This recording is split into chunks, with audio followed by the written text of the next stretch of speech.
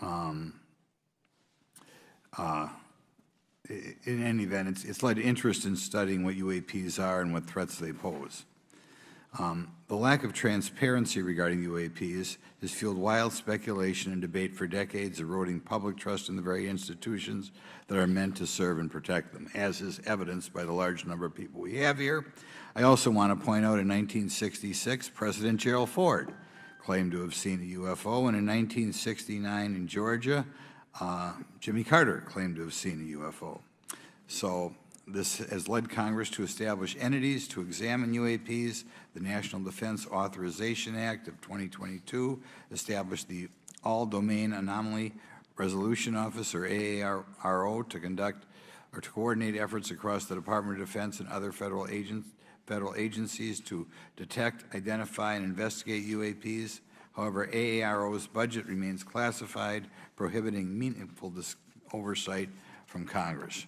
In addition to AARO's efforts, NASA is leading an independent study on UAPs that will identify how UAP data is gathered from both civilian and government entities that can be analyzed to shed light on the topic. However, despite these offices being established, there lies a pressing demand for government transparency and accountability that cannot be overlooked, and that's been a problem that's been around for 50 years. The Biden administration handling of the Chinese spy balloon that violated U.S. airspace is one example how the government is not prepared for these. The Biden administration's description of events has shown that the government continues not to be forthright. Between the Chinese balloon being shot down and 2 UAPs subsequently shot down following the event earlier this year, the U.S. government spent $1.5 million in taxpayer dollars on missiles, yet we have seen little clarity from the Biden administration. We must demand transparency from the Department of Defense, our intelligence community, and our defense industry on the UAP work. We're going to ask some questions about that today. Congress recognizes the subject of UAPs is multifaceted and requires a careful, data-driven approach. Today, we'll see clarity from these witnesses' testimonies, or we'll seek clarity as to what can be done to improve reporting for military and civilians and remain committed to objective inquiry. Congress should work to ensure that knowledge is not driven by fear. Today, we are not just debating the existence of UAPs, we are deliberating on the principles that define our republic, which is a commitment to transparency and accountability. I look forward to hearing from our witnesses today about ways we can improve government efficiency and openness when it comes to UAPs. I thank each of you for your presence here today and for your dedication to safeguarding the interests of the American people. I look forward to your testimony.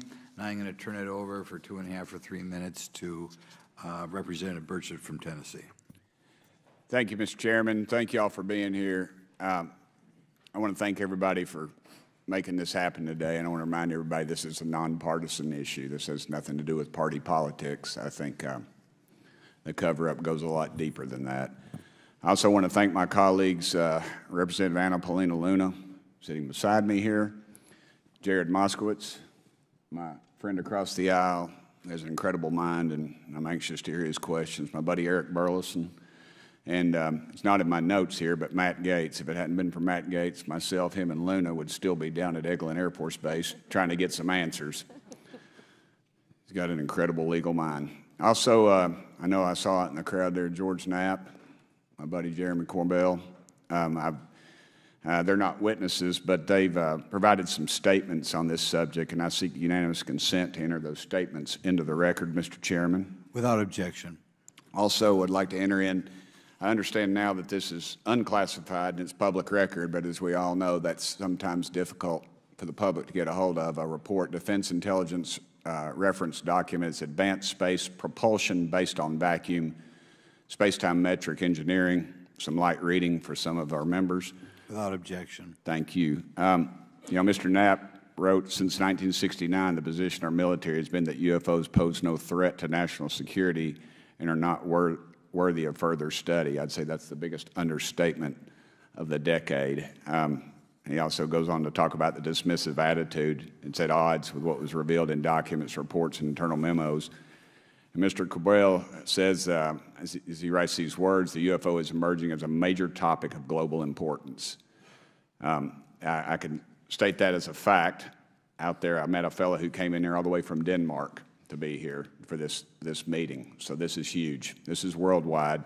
I think we suspect what's going on, but I'd also like to thank the members of Congress who have supported our efforts to make this hearing happen. Some have even confided to me that they've had UFO sightings of their own. Those members, of course, some of them wish to remain anonymous, and I'll keep it that way. But also, finally, I'd like to thank these three brave witnesses here. They took an oath. They took an oath to uphold the Constitution of the United States, and dadgummit, they're doing it. And we owe them a debt of gratitude.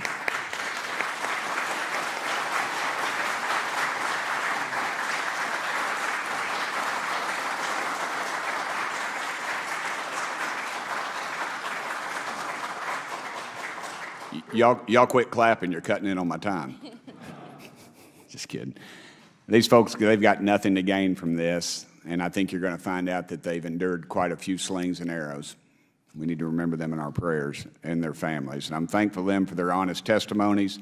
They have done interviews and appeared in documentaries like Accidental Truth to get their stories out there, and now they are all here to testify under oath for Congress. It's been so difficult to get here today. I've said, in the Baptist church, we'd say that the devil's in our way. And the devil has been in our way through this thing. We've run into roadblocks from members, from the intelligence community, the Pentagon. I proposed legislation to go in the FAA reauthorization that just said if an airline pilot has a sighting, that when he makes that report to the FAA, that it would come to Congress. But I was told that the intelligence community did not like that, and the amendment was not even heard in committee. I think it's time for this country to take back our country. We need to tell the folks at the Pentagon they work for us. Dadgummit, we don't work for them. And that's exactly the point. This is an issue of government transparency. We can't trust a government that does not trust its people. We're not bringing little green men or flying saucers into the hearing. Sorry to disappoint about half y'all. We're just going to get to the facts. We're going to uncover the cover-up, and I hope this is just the beginning of many more hearings and more people coming forward about this. And I yield back the remainder of my time. I think, is it to Representative Luna, Mr. Chairman, or is that? Yeah, we'll call Ms. Luna for her statement.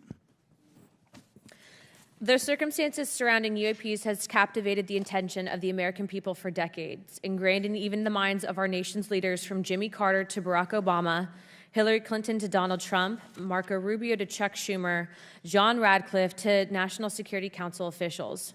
Yet from Roswell, New Mexico to the coast of Jacksonville, Florida, the sightings of UAPs have rarely been explained by the people who have firsthand accounts of these situations. This is largely due to the lack of transparency by our own government and the failure of our elected leaders to make good on their promises to release explanations and footage and mountains of overclassified documents that continue to be hidden from the American people. This isn't just how I feel. In fact, the American people largely believe that the government has actively covered up the truth about UAPs. One poll in particular found that 68% of Americans believe that the government is hiding information about UAPs and not being honest about what we know about them. And from my personal experience, I believe the same thing.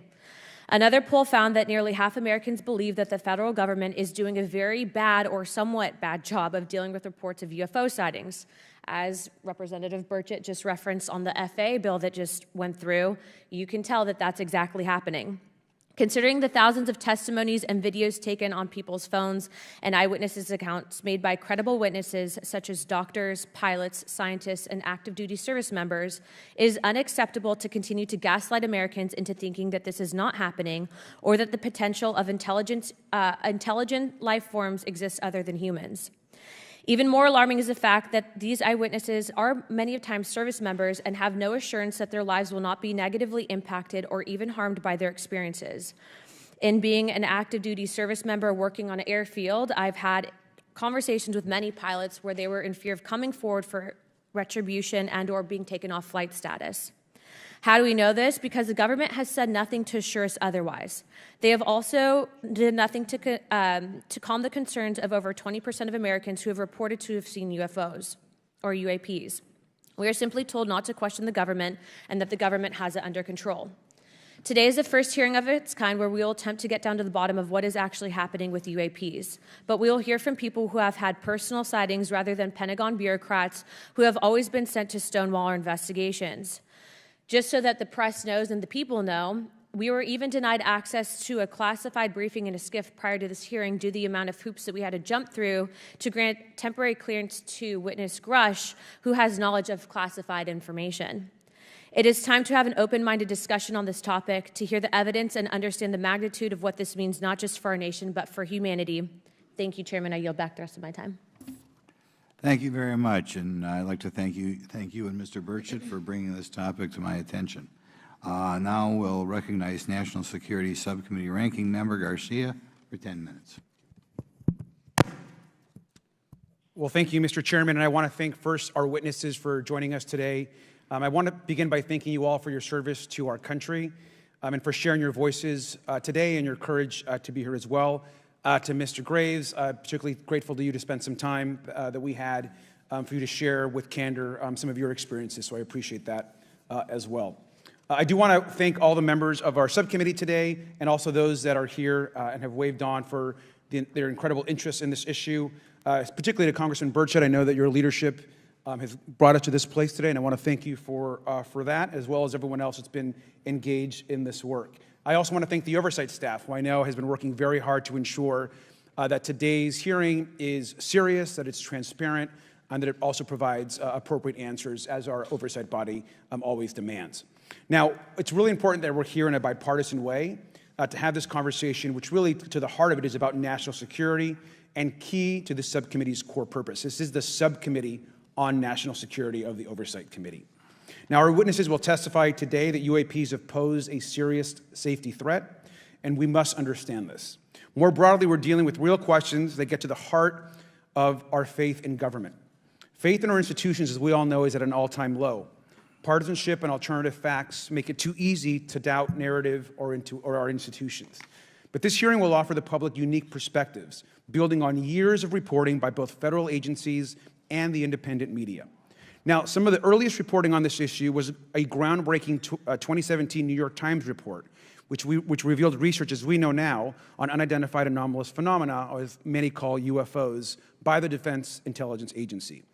Mr. Graves and Commander Fravor's experiences with UAPs have also been documented by the public, not just by the New York Times, but CNN and many other national news outlets. Now, the Office of the Director of National Intelligence has published public reports documenting UAPs, and on June 9th, 2022, NASA announced that the agency is commissioning a study to, of course, examine unidentified anomalous phenomena.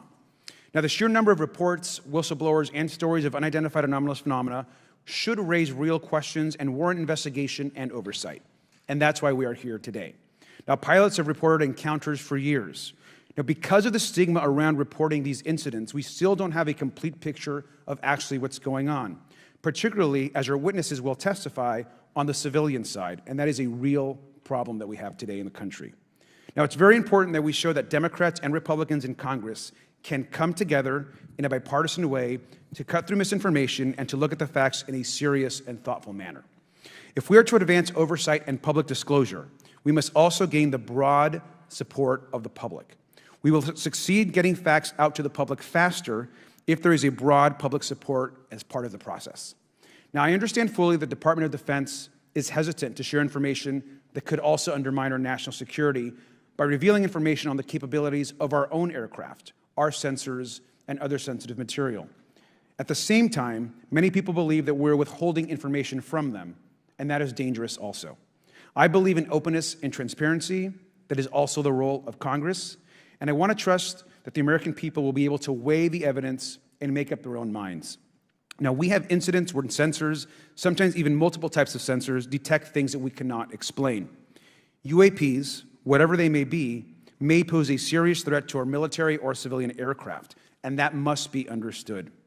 Now, my career and training as a longtime and career educator and teacher and researcher tell me that we should never rule anything out. We know that our space, of course, is vast and undiscovered. I also want to note that Mr. Sean Kirkpatrick, Director of the All-Domain Anomaly Resolution Office, the component of the DoD office that investigates UAP data, has testified before the Senate this year that his unit has found no evidence of extraterrestrial activity. NASA has also stated that they don't have evidence of extraterrestrial life either, and we've heard this, of course, from some of our government agencies. And we should remind viewers and witnesses, which I think is really important, that we also cannot share classified information in public settings. But questions, of course, remain that people want to see data and information for themselves. The enormous interest in the hearing today underscores the importance of a fair and open look at the evidence from witnesses who can share their unique perspectives. Now, I know I certainly have a lot of questions, and I know that all the members of our committee do as well. We should come to this hearing with an open mind, and we should not let our existing ideas restrict us on either side. I hear over and over from many agencies the stigma around reporting and investigating UAPs prevents us from getting real answers. We know that whistleblowers have reported harassment, intimidation, or stigma as well, and this is not acceptable. If people can't report incidents which would have national security or safety implications, then that also has serious consequences for us. As ranking member of this subcommittee, I know my job would be completely impossible if whistleblowers or others feel intimidated to come before this committee. We can't be afraid of asking questions, and we can't be afraid of the truth. I'm proud to say that this hearing builds upon bipartisan work by members of the House and Senate dating many years back, which is sought to increase awareness within the Department of Defense and to mandate more of Congress of UAPs. We know the Senate is taking up an amendment to their defense authorization bill, which will create a commission with broad declassification authority, and we should all agree that that is an important step. Members of both parties and senior officials in multiple administrations have taken an interest in this issue, and we're proud to carry and build that confidence in the American people. This hearing will also not be the end of this discussion, but a new chapter and start to years and years of work that many folks, both in the public and within government, have been working on. We should encourage more reporting, not less, on UAPs. The more we understand, the safer we will be. We will hear testimony from witnesses today with a long record of service to the American people and with subject matter expertise. Our witnesses have a unique opportunity to share their perspective, insights, and their experiences with the American people. And I encourage all of my colleagues to engage with these difficult questions with an open mind and to follow the facts on behalf of our country. I also just want to say more broadly that we should look at this hearing and believe that everything is on the table as it relates to UAPs. I think an open mind is absolutely the best. I want to yield the 2.5 minutes, the remainder of my time, to the representative from Florida, Representative Moskovich, for an opening statement. He also has been very much engaged in this issue, and I want to thank him for his leadership. Congressman. Thank you, Ranking Member Garcia. Thank you, Mr. Chairman. I want to thank Tim Burchett and Anna Paulina Luna for their leadership in pushing this hearing forward. I want to thank, obviously, committee staff and their staff working on this on a bipartisan basis because many Americans are deeply interested in this issue, and it shouldn't take the potential of non-human origin to bring us together. Additionally, I want to thank the witnesses for coming forward to share your perspectives, your thoughts, and the sightings of UAPs. Unlike other hearings many times in Congress, you're not here to help a political party, but you're here to share information with the American people. And it's not something that is just going on in this administration. It's something that's spanned many administrations. For decades, many Americans have been fascinated by objects mysterious and unexplained, and it's long past time that they got some answers. The American public has a right to learn about technologies of unknown origins, non-human intelligence, and unexplainable phenomena. Those are not the words of a UFO Twitter account, though that is a direct quote from Majority Leader Chuck Schumer, that the American public has a right to learn about technologies of unknown origins, non-human intelligence, and unexplainable phenomena. In an interview with Fox News, recent former Director of National Intelligence John Radcliffe confirmed the U.S. government is aware a lot more sightings of UAPs, and that they have not made that information public. I quote, "There are a lot more sightings that have not been made public," Radcliffe said to Fox News. For me, this hearing is about transparency. We unfortunately live in a time in which many people distrust government and our institutions, and overclassification of information away from the American public or even Congress contributes to today's politics. The American people have regular questions. What are UAPs? How come the media doesn't report more on them? Are they foreign adversaries? Are they U.S. technology? Are they something else? They ask themselves, how come when a Russian jet shoots flares at one of our drones, we have perfect pictures and videos to show the American people and the world, but when it comes to UAPs, nothing? Of course, we must always protect our national security to maintain our superiority, like when stealth helicopters were only rumored to exist but were used in the Osama bin Laden raid in 2011. But we can't allow that to be used as a shield to keep the American people completely in the dark from basic truths. The American people deserve to hear more about special access programs. Congress has a right to know if there's any unsanctioned weapons development, satellite imagery that has not been provided to Congress. Congress created the All-Domain Resolution Office in the NDAA of 2022. In its initial analysis, there are 171 uncharacterized UAP reports, and this is the words from the report, that appear to have demonstrated unusual flight characteristics or performance capabilities. I believe more information is known about the 171 instances. It's time for Congress to reinsert ourselves. I call on our military leaders and intelligence officials to release more information to the American people about UAPs. And to our military leaders, if there's nothing to conceal, let Congress go to Wright-Patterson Air Force Base, the Dugway Proving Ground, or even Groom Lake in Nevada. We should have disclosure today. We should have disclosure tomorrow. The time has come. Thank you, Ranking Member. Thank you, Mr. Moskowitz, and I would yield back now to our chairman. Thank you. Right, now I'd like to introduce our witnesses. Our first witness is Lieutenant Ryan Graves. He's the Executive Director of Americans for Safe Aerospace. Lieutenant Graves is also a former U.S. Navy F-18 pilot with his own UAP experience. The next witness, David Grusch, is a former senior intelligence officer with the National Geospatial Intelligence Agency and was a senior technical advisor for UAP issues. And finally, retired Navy Commander David Fravor, squadron leader who worked as a naval aviator for 18 years. Mr. Fravor has his own UAP experience, known as the TikTok event. I look forward to hearing from all three of you today. Pursuant to Committee Rule 9G, the witnesses will please stand and raise their right hands. Do you solemnly swear or affirm that the testimony you are about to give is the truth, the whole truth, and nothing but the truth, so help you God? Let the record show that all the witnesses answered in the affirmative. You may be seated. We appreciate you all being here today and look forward to your testimony. I'll remind the witnesses that we have read your written statements and they will appear in full in the hearing record. Please try to limit your oral statements to 5 minutes. As a reminder, please press the button on the microphone in front of you so that it's on and the members can hear you. When you begin to speak, the light in front of you will turn green.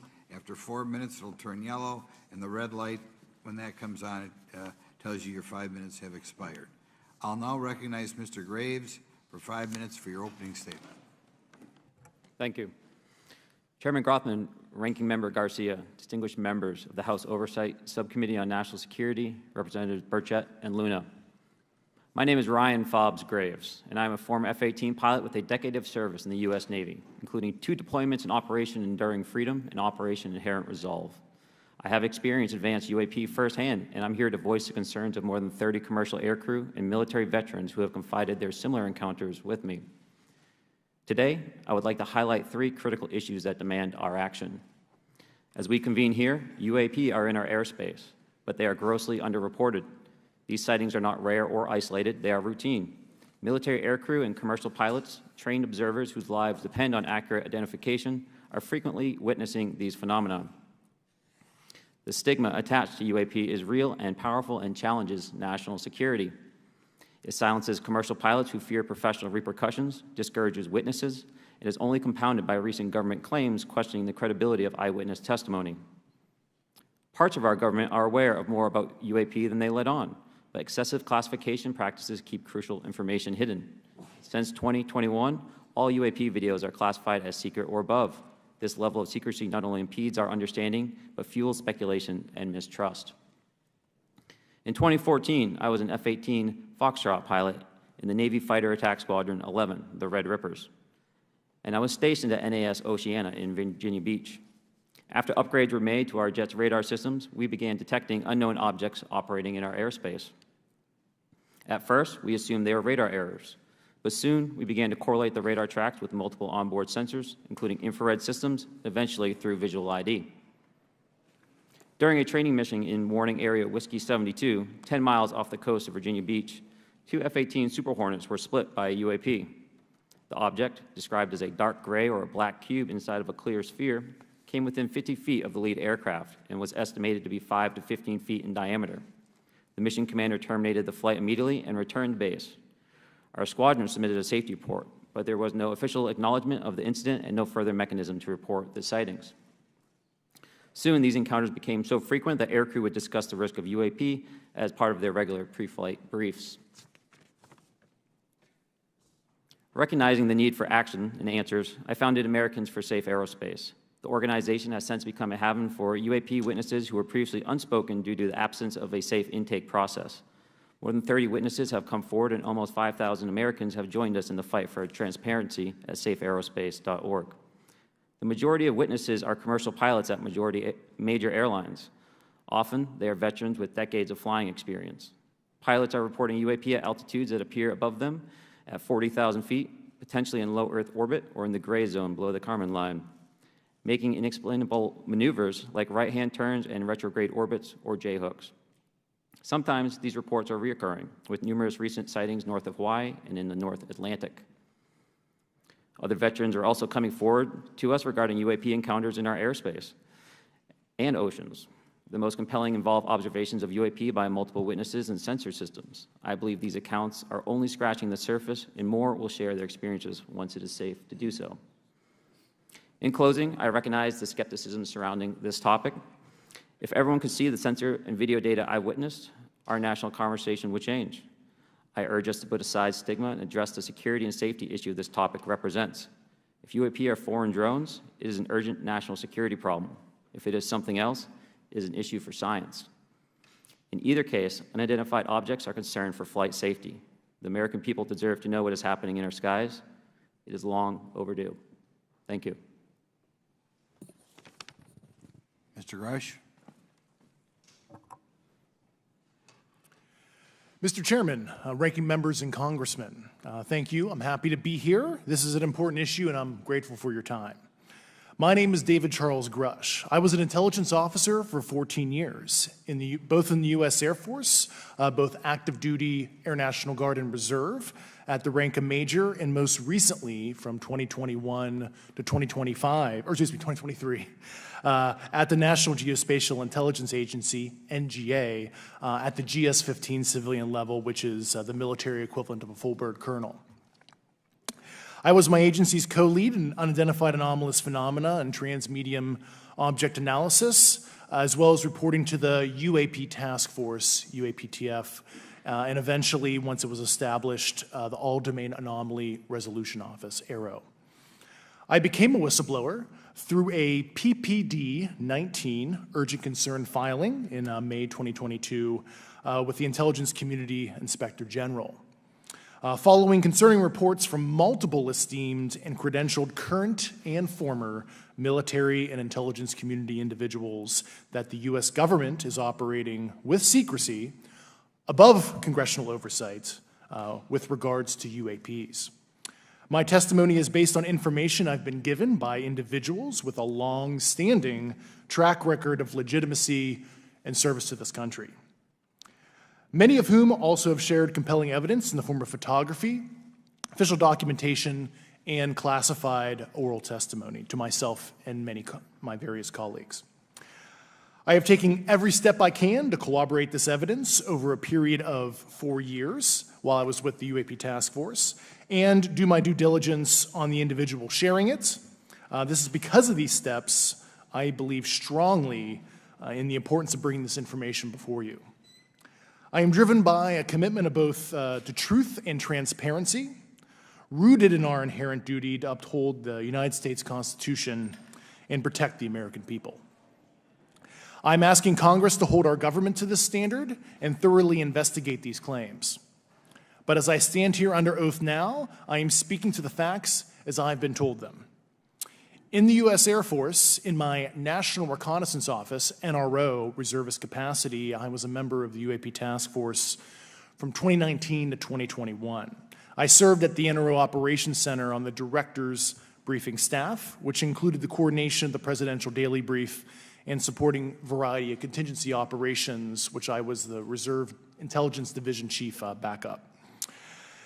In 2019, the UAP Task Force Director asked me to identify all special access programs and controlled access programs, also known as SAPs and CAPs, we needed to satisfy our congressionally mandated mission, and we were direct report at the time to the DepSecDef.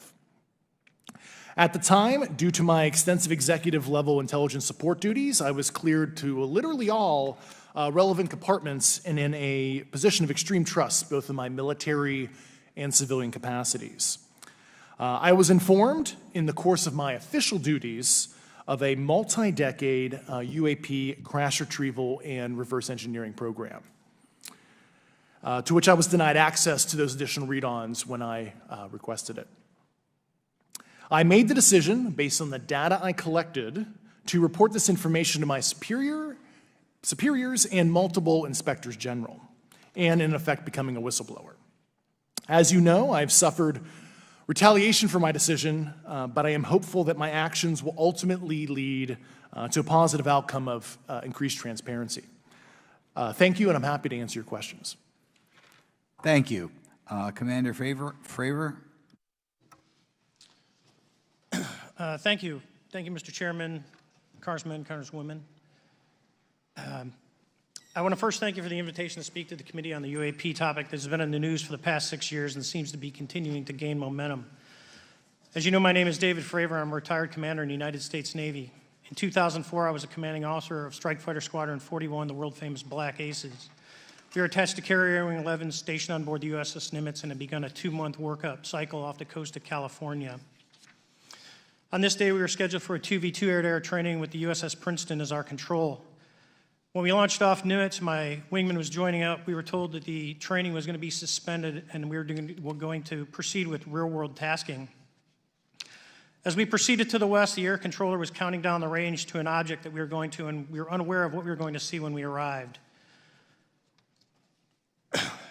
The controller had told us that these objects had been observed for over 2 weeks, coming down from over 80,000 feet, rapidly descending to 20,000 feet, hanging out for hours, and then going straight back up. For those who don't realize, above 80,000 feet is space.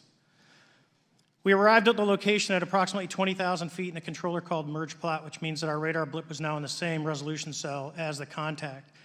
As we looked around, we noticed that we saw some whitewater off our right side. It's important to note that the weather on this day was as close to perfect as you could ask for off the coast of San Diego. Clear skies, light winds, calm seas, no whitecaps from waves. So the whitewater stood out in a large blue ocean. All 4 of us, because we were in F-18Fs, so we had pilots and Wizzo in the back seat, looked down a small, saw a white tic-tac object with a longitudinal axis pointing north-south and moving very abruptly over the water like a ping-pong ball. There were no rotors, no rotor wash, or any sign of visible control surfaces like wings. As we started clockwise towards the object, my Wizzo and I decided to go down and take a closer look with the other aircraft staying in high cover to observe both us and the tic-tac. We proceeded around the circle about 90 degrees from the start of our descent, and the object suddenly shifted its longitudinal axis, aligned it with my aircraft, and began to climb. We continued down another 270 degrees, nose low, where the tic-tac, or we considered 270 degrees to where, and we went nose low to where the tic-tac would have been. Our altitude at this point was about 15,000 feet, and the tic-tac was about 12,000. As we pulled nose onto the object, within about a half mile of it, it rapidly accelerated in front of us and disappeared. Our wingmen, roughly 8,000 feet above us, lost contact also. We immediately turned back to see where the whitewater was at, and it was gone also. So as we started to turn back towards the east, the controller came up and said, "Sir, you're not going to believe this, but that thing is at your cat point, roughly 60 miles away in less than a minute. You can calculate the speed." We returned to Nimitz. We were taking off our gear. We were talking to one of my crews that was getting ready to launch. We mentioned it to them, and they went out and luckily got the video that you see, that 90-second video. What you don't see is the radar tape that was never released, and we don't know where it's at, of the active jamming that the object put on an APG-73 radar, and I can get into modes later if you're interested. What is shocking to us is that the incident was never investigated. None of my crew were ever questioned. Tapes were never taken, and after a couple days, it turned into a great story with friends. It wasn't until 2009 until Jay Stratton had contacted me to investigate. Unbeknownst to all, he was part of the ATIP program in the Pentagon led by Lou Elizondo. And there was an unofficial official report that came out that's now on the internet. Years later, I was contacted by the other pilot, Alex Dietrich, and asked if I'd been contacted, and I said no, but I'm willing to talk. I was contacted by Mr. Elizondo, and we talked for a short period of time, and he said we'd be in contact. A few weeks after that, I was made aware that Lou had left the Pentagon in protest and joined forces with Tom DeLonge, Chris Mellon, Steve Justice, and others to form Two Stars Academy, an organization that pressed the issue with leading industry experts and U.S. government officials. They worked with Leslie Keene, who is present today, Ralph Blumenthal, and Helene Cooper to publish the articles in the New York Times 2017 New York Times, and it removed the stigma on the topic of UFOs, which is why we're here today. Those articles open the door for the government and public that cannot be closed. It has led to an interest from our elected officials who are not focused on little green men, but figuring out where these craft are, where they're from, the technology they possess, how do they operate. It also led to the Whistleblower Protection Act and the NDAA. There are multiple witnesses coming forward to say that have firsthand knowledge, and Mr. Grusch just covered that. What concerns me is that there's no oversight from our elected officials on anything associated with our government processing or working on craft. Believe it not from this world. This issue is not a full public disclosure that could undermine national security, but it is about ensuring that our system of checks and balances works across all work done in the government using taxpayer funds. Relative to government programs, even unacknowledged WAVE programs have some level of oversight by the appropriate committee members in the House and Senate, and this work that is said to be occurring from whistleblower testimonies should not be exempt. In closing, I would like to say that the Tic Tac object we engaged in 2004 was far superior to anything that we had on time, have today, or are looking to develop in the next 10 years. If we in fact have programs that possess this technology, it needs to have oversight from those people that the citizens of this great country elected in office to represent what is best for the United States and best for the citizens. I thank you for your time. Thank you very much. Thank you very much. I know it's very difficult for all of you, all you've done in the past to try to illuminate this issue. Call on myself first for some questions. I'm going to start with Mr. Graves. Are pilots that you interact with as part of your organization, do you feel adequately trained and briefed on how to handle encounters with UAPs? No. Right now, military witnesses to UAP have limited options for reporting UAP. But more concerning is that commercial aviation sector has not adapted to the lessons that the military has implemented. The military and Department of Defense has stated that UAP represent a critical aviation safety risk. We have not seen that same language being used in the commercial markets. They are not acknowledging this risk. Okay. What steps do you think you have to be taken to improve a pilot's UAP reporting, be it military or commercial? Right now, we need a system where pilots can report without fear of losing their jobs. There is a fear that the stigma associated with this topic is going to lead to professional repercussions, either through management or perhaps through their yearly physical check.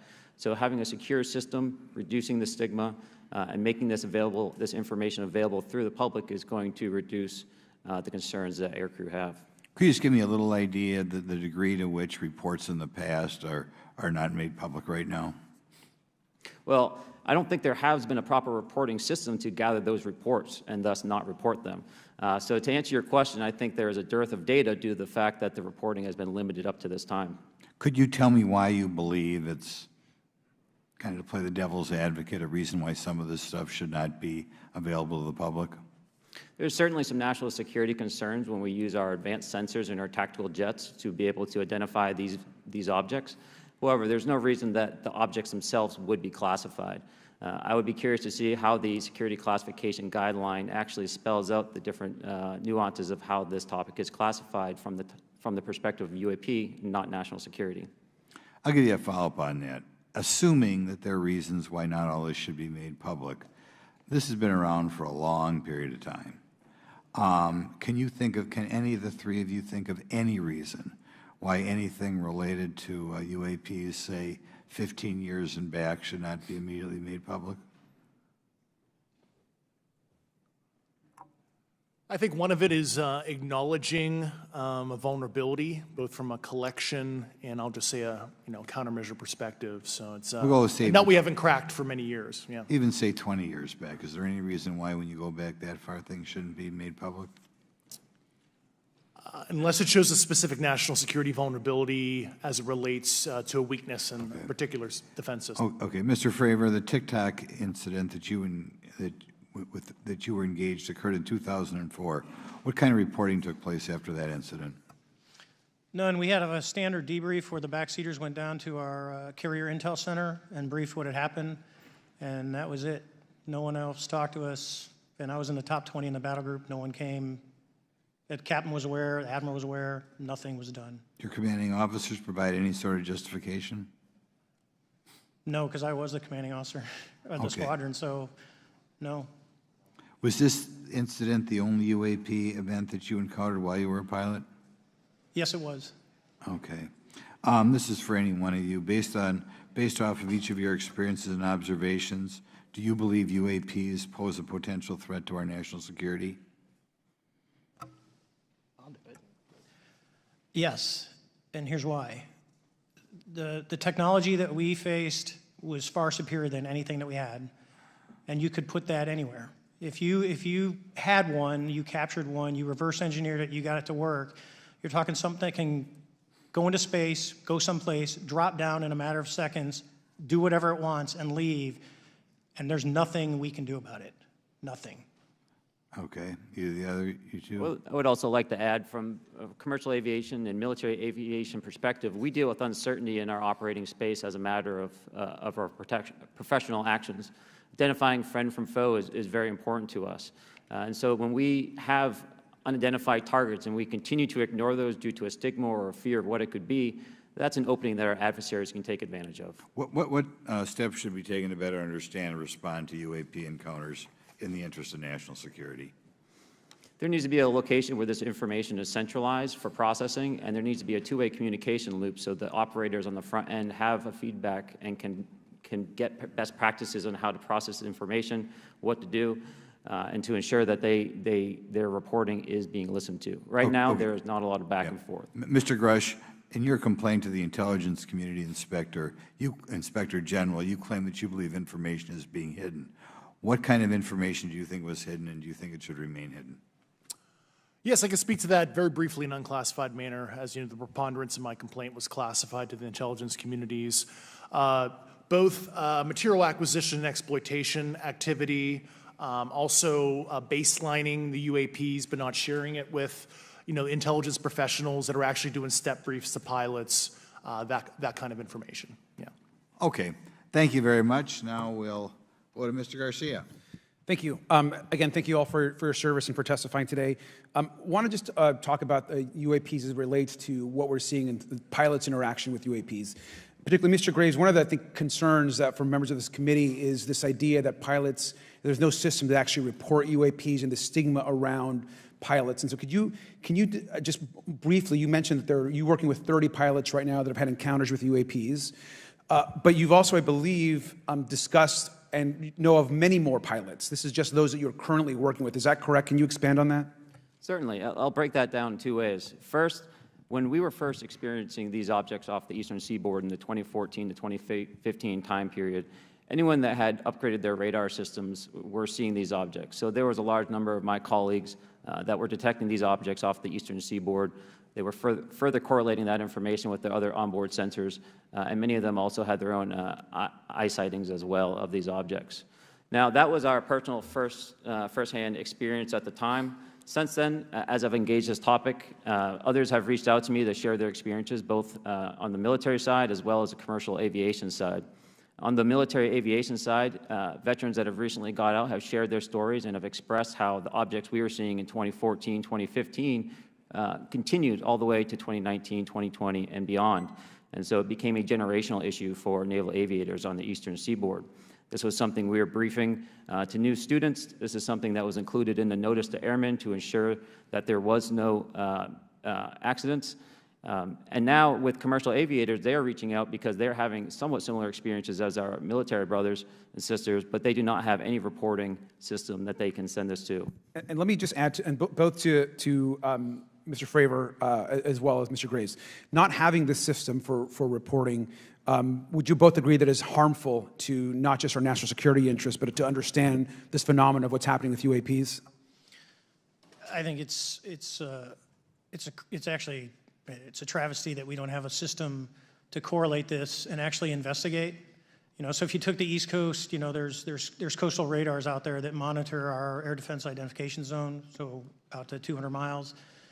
They can track these, so when you see them, they could actually go and pull that data and get maneuvering. And instead of just having the airplanes, there's other data sources out there. And I've talked to other government officials on this. So you need a centrally located repository that these reports go to So if you just stuck it in DOD, you wouldn't get anything out of the Intelligence Committee because they have a tendency to not to talk. But if you had a central location where these reports would come in, not just military, but also commercial aviation, because there's a lot of that going on, especially if you talk to anyone that flies from here to Hawaii, over the Pacific, they see odd lights.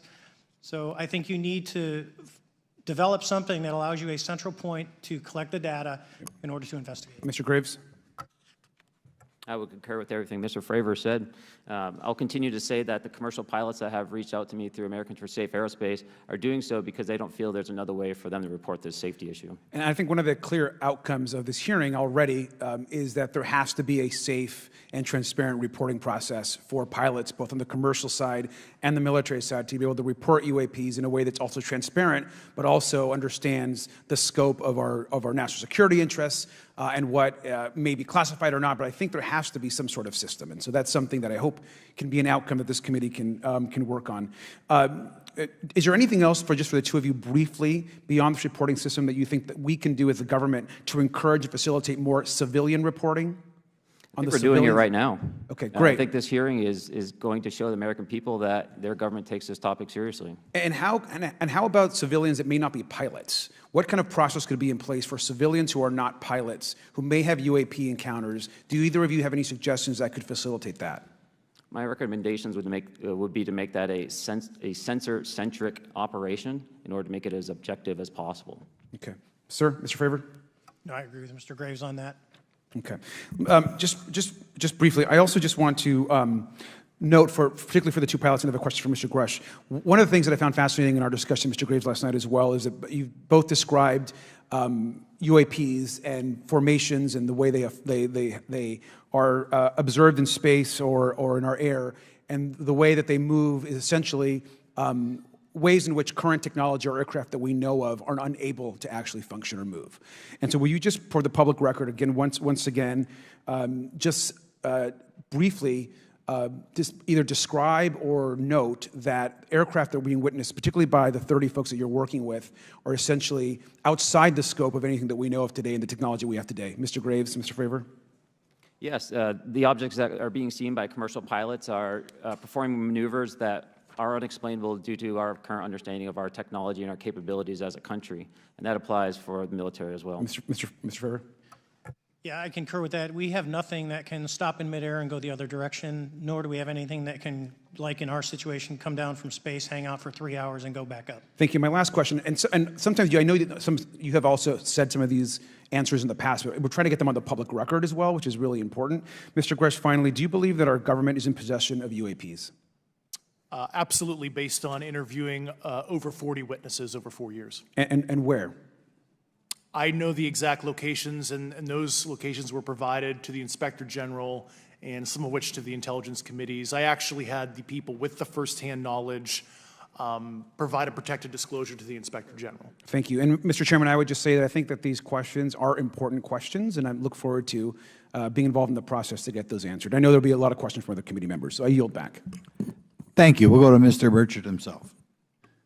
Thank you, Mr. Chairman. Thank you, Mr. Garcia. I would like to have you on my legislation to do just that on the reporting, and we'll get together on that. Maybe you can be my co-sponsor on that. That'd be really cool. Thank you for those great questions. Mr. Graves, again, I'd like to know, how do you know that these were not our aircraft? Some of the behaviors that we saw in a working area, we would see these objects being at 0.0 Mach, that's 0 airspeed, over certain pieces of the ground. So what that means, just like a river, if you throw a bobber in, it's going to float downstream. These objects were staying completely stationary in Category 4 hurricane winds. These same objects would then accelerate to supersonic speeds, 1.1, 1.2 Mach, and they would do so in very erratic and quick behaviors that I don't have an explanation for. Okay. Have you spoken to commercial and military pilots that have seen these off of our East Coast? I have. Okay. Mr. Fravor, I noticed that in the Tic Tac video, it's Tic Tac like the candy, not TikTok like the Chinese Communist app. That's correct. Yes, sir. I just want to make that because my daughter corrected me on that and called me a boomer, and said, "Hey, Boomer," and I said, "No, baby, it's Tic Tac like the candy. You're going to have to just look it up." And but now I would also like to say today is a day of many firsts. It's a miracle that we're having this meeting, and it's also a miracle that my wife has put up with me for 9 years today. Today is my anniversary, so I want to tell my wife happy anniversary and that I love her very much. As she likes to say, this 9 years have been the best 2 years of her life. So, thank you. Mr. Fravor, what astonished you the most about the flight capabilities of these Tic Tac, very briefly? The performance, absolute performance. It was. And you're not aware of any other objects that anybody in the world has, in this world, that has those capabilities? No, I think it's far beyond actually our material science that we currently possess. Are you aware of any other reconnaissance platforms that have tracked or recorded the Tic Tac's maneuvers, maybe the NORAD system or any of the others? I am not. Okay. Mr. Grusch, thank you for being here, brother.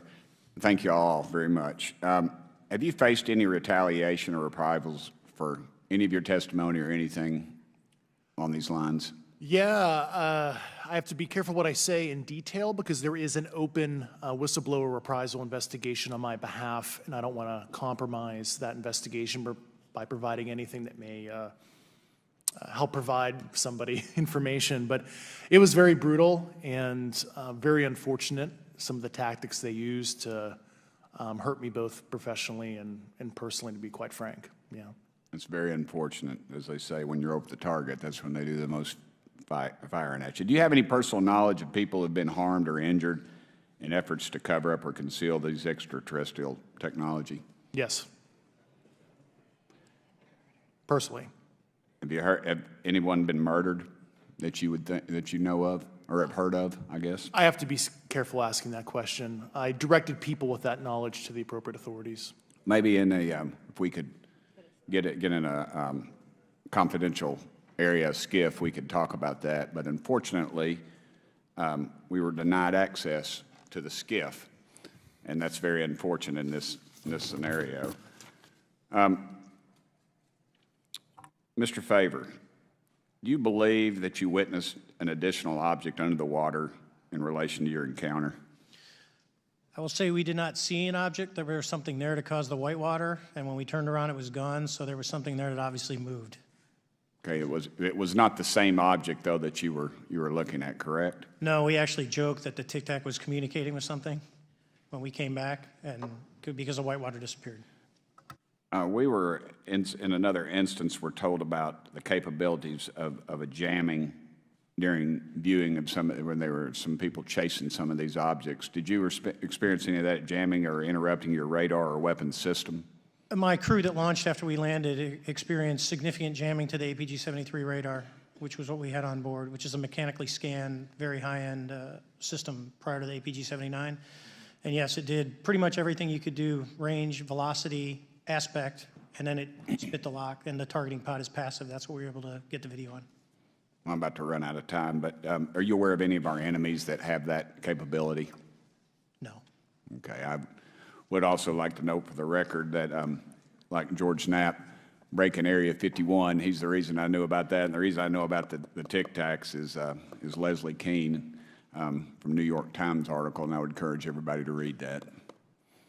Thank you, Mr. Chairman. I yield back to you for no time. Very good. Mr. Raskin?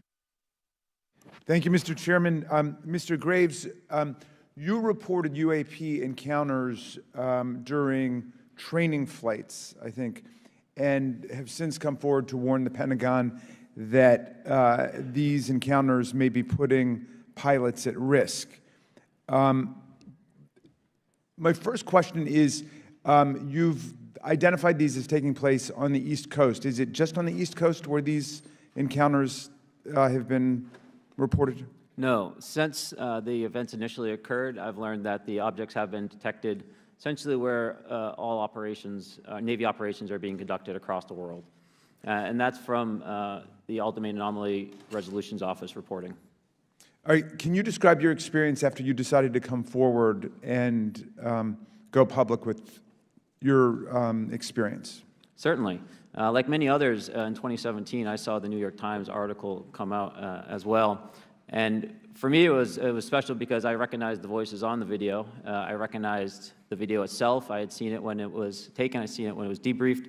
And so that was kind of shook me because I realized that this problem was still ongoing. And so I reached out to colleagues back on the East Coast and realized that this was still a safety risk that they were dealing with, that they had essentially hit a wall with how they could move forward on this conversation. It was at that point when I decided to try to move the conversation forward myself. Are there common characteristics to the UAPs that have been cited by different pilots, and can you describe what the convergence of descriptions is? Certainly. We were primarily seeing dark gray or black cubes inside of a clear sphere. I'm sorry, dark gray or black cubes? Yes, inside of a clear sphere, where the apex or tips of the cube were touching the inside of that sphere. And that was primarily what was being reported when we were able to gain a visual tally of these objects. And that occurred over almost 8 years. And as far as I know, it's still occurring. I take it that you're arguing what we need is real transparency in a reporting system so we can get some clarity on what's going on out there, because there are many pilots in your situation, but we should have a way of developing a systematic inventory of all of such encounters. Is that right? Yes, and I think we need both transparency and the reporting. We have the reporting, but we need to make sure that information can be promulgated to commercial aviation as well as the rest of the populace. Mr. Grusch, what about you? What was your experience after you came forward? Well, it's only been about 2 months or so I guess my experience has been overwhelming support from former colleagues of mine that have privately messaged me, and I do appreciate that. But I do have knowledge of active planned reprisal activity against myself and other colleagues, and it's very, very upsetting to me. Coming from where? Certain senior leadership at previous agencies I was associated with. And that's all I'll say publicly, but I can provide more details in a closed environment. Okay. Well, I hope you understand that there would be bipartisan rejection of any attempt to vilify, demonize, or engage in other reprisals against our witnesses and people who are telling the truth from their perspective. Yeah, there were certain colleagues of mine that were brutally administratively attacked, and it actually makes me very upset as a leader to see that happen to other coworkers and actually superiors of mine over the last 3 years. How do you account for that response? That seems like a bizarre response. I call it administrative terrorism. That's their quiver, their tool in the toolbox to silence people, especially the career government service cares about their career, cares about their clearance, their reputation to climb the ladder. And when you threaten that career path, a lot of people back off. But I'm here to represent those people. So, Mr. Fravor, what about you? What has your experience been since you've come forward with your perspective on this? Actually, I've been treated very well. And the 6 people that were involved, myself included, all of them have or will be retiring from the military as 05s or 06s. And all my friends that are very senior, 3 and 4 stars, I've talked to them. They believe, they understand there's a problem. But no, I was actually treated really well.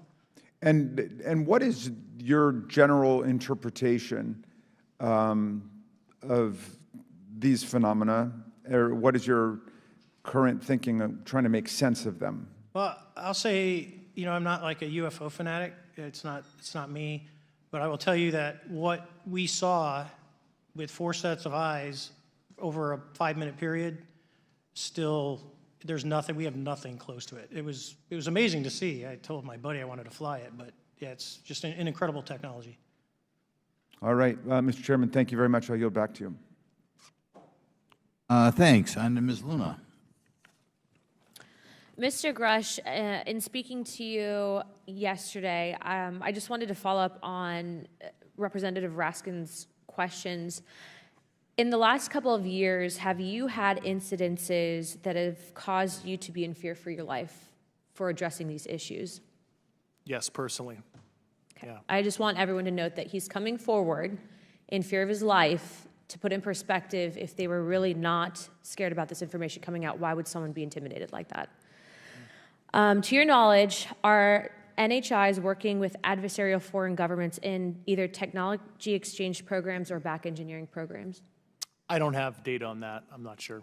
Have you heard or you had people come forward to present that evidence? Not that particular evidence that you just espoused.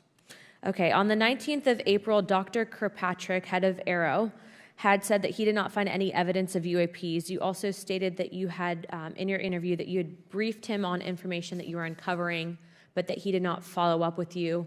Were the items that you divulged to him pertinent to national security? Yes, him and I had a classified conversation in April 2022 before he took over Aero in July 2022, and I provided him some concerns I had. Do you know why he might not have followed up with you? Unfortunately, I cannot read his mind. I wish he did. I was happy to give sage counsel to him on where to look when he took the helm of Aero. Okay, and then my last question for you before I move to Mr. Graves is you received prior approval from the Defense Department to speak on certain issues, correct? Correct, through DOPSR, DoD Pre-Publication and Security Review, and I just want to remind the public, they're just looking from a security perspective. These are my own personal views and opinions, not the department's. Okay, I'm asking that, though, mainly because I think that there are many people that would like to discredit you. So it does bring a certain amount of credibility to your testimony. I'm required by law to do that as a former intelligence officer, or I go to jail for revealing classified information. Yeah, we don't want you to go to jail. My next question would actually be for Mr. Graves. Can you please explain to me in detail the event that occurred at Vandenberg Air Force Base? Certainly. In the 2003 timeframe, a large group of Boeing contractors were operating near one of the launch facilities at Vandenberg Air Force Base when they observed a very large 100-yard sided red square approach the base from the ocean and hover at low altitude over one of the launch facilities. This object remained for about 45 seconds or so before darting off over the mountains. There was a similar event within 24 hours later in the evening. This was a morning event, I believe 8:45 in the morning. Later in the evening, post-sunset, there were reports of other sightings on base, including some aggressive behaviors. These objects were approaching some of the security guards at rapid speeds before darting off. And this is information that was received through one of the witnesses that have approached me at Americans for Safe Aerospace. Was this documented in any official form, whether it was a police blotter? Yes, they had official documentation and records from the event that the witness held over the years. And I'm not going to ask you to do it right now for time reasons, but you'd be able to sketch what was witnessed, correct? And have you seen that before on any other equipment and/or during your flight time? I have not seen what they've described. This object was estimated to be almost the size of a football field, and I have not seen anything personally that large. Okay, and then another question on follow-up referencing the gimbal video Go Fast incident. Can you just clarify, because to our understanding, the footage was actually cut off at a certain point, but what happens at the end of that video, just for those Americans specifically there that are wanting to know about the rest of that footage? Certainly. There was some uncertainty or instability with the object. It seemed to rock a bit, and that's the last I had seen of the video. Much of the data that I would recommend be analyzed would consist of radar data that would provide precise kinematics on the object, as well as the fleet of objects that were operating nearby. Okay, and follow-up, in regards to the reporting procedures that Mr. Garcia had addressed on, as well as Representative Burchett, with the FAA, to your understanding, pilots that are seeing this, commercial airline pilots, are they receiving cease and desist letters from corporations for coming forward with information in regards to safety for potential airline passengers? I have been made privy to conversations with commercial aviators who have received cease and desist orders. So the American public should know that corporations are putting their own reputations on the not the line, but ahead of the safety of the American people. And I think, would you agree with that statement? It appears so. Okay. And I guess this would be my last, I'm out of time. I yield.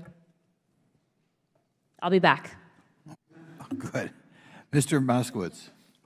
Thank you, Mr. Chairman. Gentlemen, let's talk about the laws of physics for a second. Mr. Graves and Commander Fravor, I heard you talk about speed. When those objects broke the sound barrier, did they make a sonic boom? I was in a jet. You can't hear anything. It's kind of loud in there. Yeah, you're not able to actually personally tell within the vehicle. I will say the objects that we were seeing, they were spherical, and they were observed up to Mach 2, which is a very non-aerodynamic shape. What about G-forces? Let's talk about G-forces of those vehicles. Could a human survive those G-forces with known technology today? No. No, not for the acceleration rates that we observed. Okay. What about what they look like? How close did you get? Did you see a seam or a rivet or a section? And what I mean is, obviously, the jets you're flying have all those things. Did these objects have those? Do you want to go, Ryan? I didn't have the detail to be able to tell that. So we got within a half mile of Tic Tac, which people say that's pretty far, but in airplanes, that's actually relatively close. No, it was perfectly white, smooth, no windows, although when we did take the original FLIR video that is out there, when you put it on a big screen, it actually had two little objects that came out of the bottom of it. But other than that, no windows, no seams, no nothing. Mr. Grusch, as a result of your previous government work, have you met with people with direct knowledge or have direct knowledge yourself of non-human origin craft? Yes, I personally interviewed those individuals. Mr. Grusch, as a result of your previous government work, have you met with people with direct knowledge or have direct knowledge yourself about ATs, advanced technologies that the U.S. government has? Based on conventional advanced tech, I was briefed to the preponderance of the Defense Department's both space and aerospace compartmented programs, yeah. Do you have knowledge or do you have reason to believe that there are programs in the advanced tech space that are unsanctioned? Yes, I do. Okay. Yeah. And when you say that they're above congressional oversight, what do you mean? Complicated question. So there's, some, I would call it abuse here. So congressional oversight of conventional special access programs, so I'll use Title 10, so DOD as an example, right? So 10 U.S. Code Section 119 discusses congressional oversight of SAPs, discusses the DepSecDef's ability to waive congressional reporting. However, the Gang of Eight is at least supposed to be notified if a waived or waive bigoted unacknowledged SAP is created, and that's public law. Well, so that how does, I mean, I don't want to cut you off, but Yeah. how does a program like that get funded? I will give you generalities. I can get very specific in a closed session, but misappropriation of funds and Does that mean self-fund.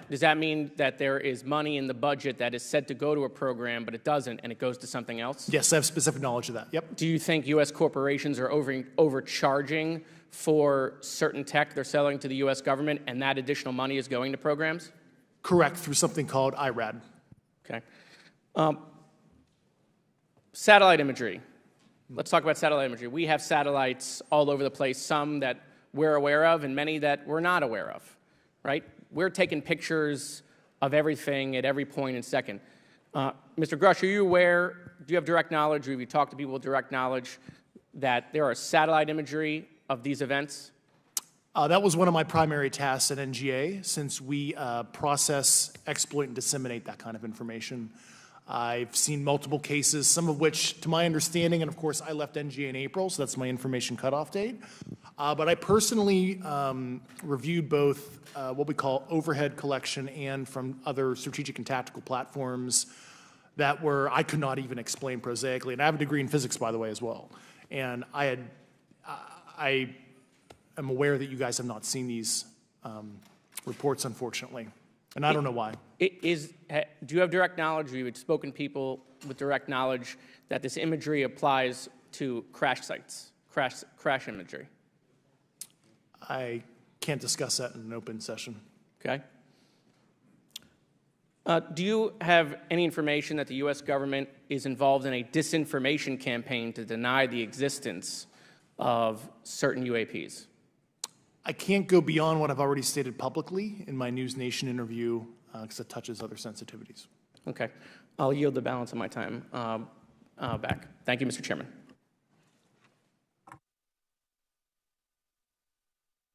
Ms. Fox? Thank you, Mr. Chairman, and I thank our witnesses for being here today. Mr. Grusch, in your sworn testimony, you state that the United States government has retrieved supposedly extraterrestrial spacecraft and other UAP-related artifacts. You go so far as to state that the U.S. is in possession of, quote, non-human spacecraft, end quote, and that some of these artifacts have circulated with defense contractors. Several other former military and intelligence officials have come forward with similar allegations, albeit in non-public settings. However, Dr. Sean Kirkpatrick, the director of AARO, previously testified before Congress that there has been, and I quote, no credible evidence thus far of extraterrestrial activity or of, quote, off-world technology brought to the attention of the office. To your knowledge, is that statement correct? It's not accurate. I believe Dr. Kirkpatrick mentioned he had about 30 individuals that have come to Aero thus far. A few of those individuals have also come to Aero that I also interviewed, Okay. and I know what they provided Dr. Kirkpatrick and their team. Okay. I was able to evaluate Okay, that information. I need to go on. Sure. But my understanding that his statement is accurate, came from a direct quote. And this contradiction is a perfect example of why we need to inject transparency into our government. And for another example, look no further than the pitiful response to the Chinese spy balloon debacle earlier this year. You may remember the mass confusion that ensued when the balloon was first spotted over Montana, 4 days after it first entered U.S. airspace over Alaska. The Biden administration's initial inability to address the object grew into a continuous series of embarrassments. After news of the balloon reached the mainstream media, we were assured that the balloon posed no threat to our security. However, after the balloon was allowed to transit the entire continental United States, fighter jets were scrambled off the coast of South Carolina to shoot it down. This flip-flopping and obfuscation caused needless confusion, fear, and panic across the country. It's my hope, Mr. Chairman, that this sort of confusion will not be repeated. We should investigate the extent to which elements of our government possess or do not possess information that is of critical value to the American people. We owe it to the citizens of this nation to make sure that our government is transparent and accountable.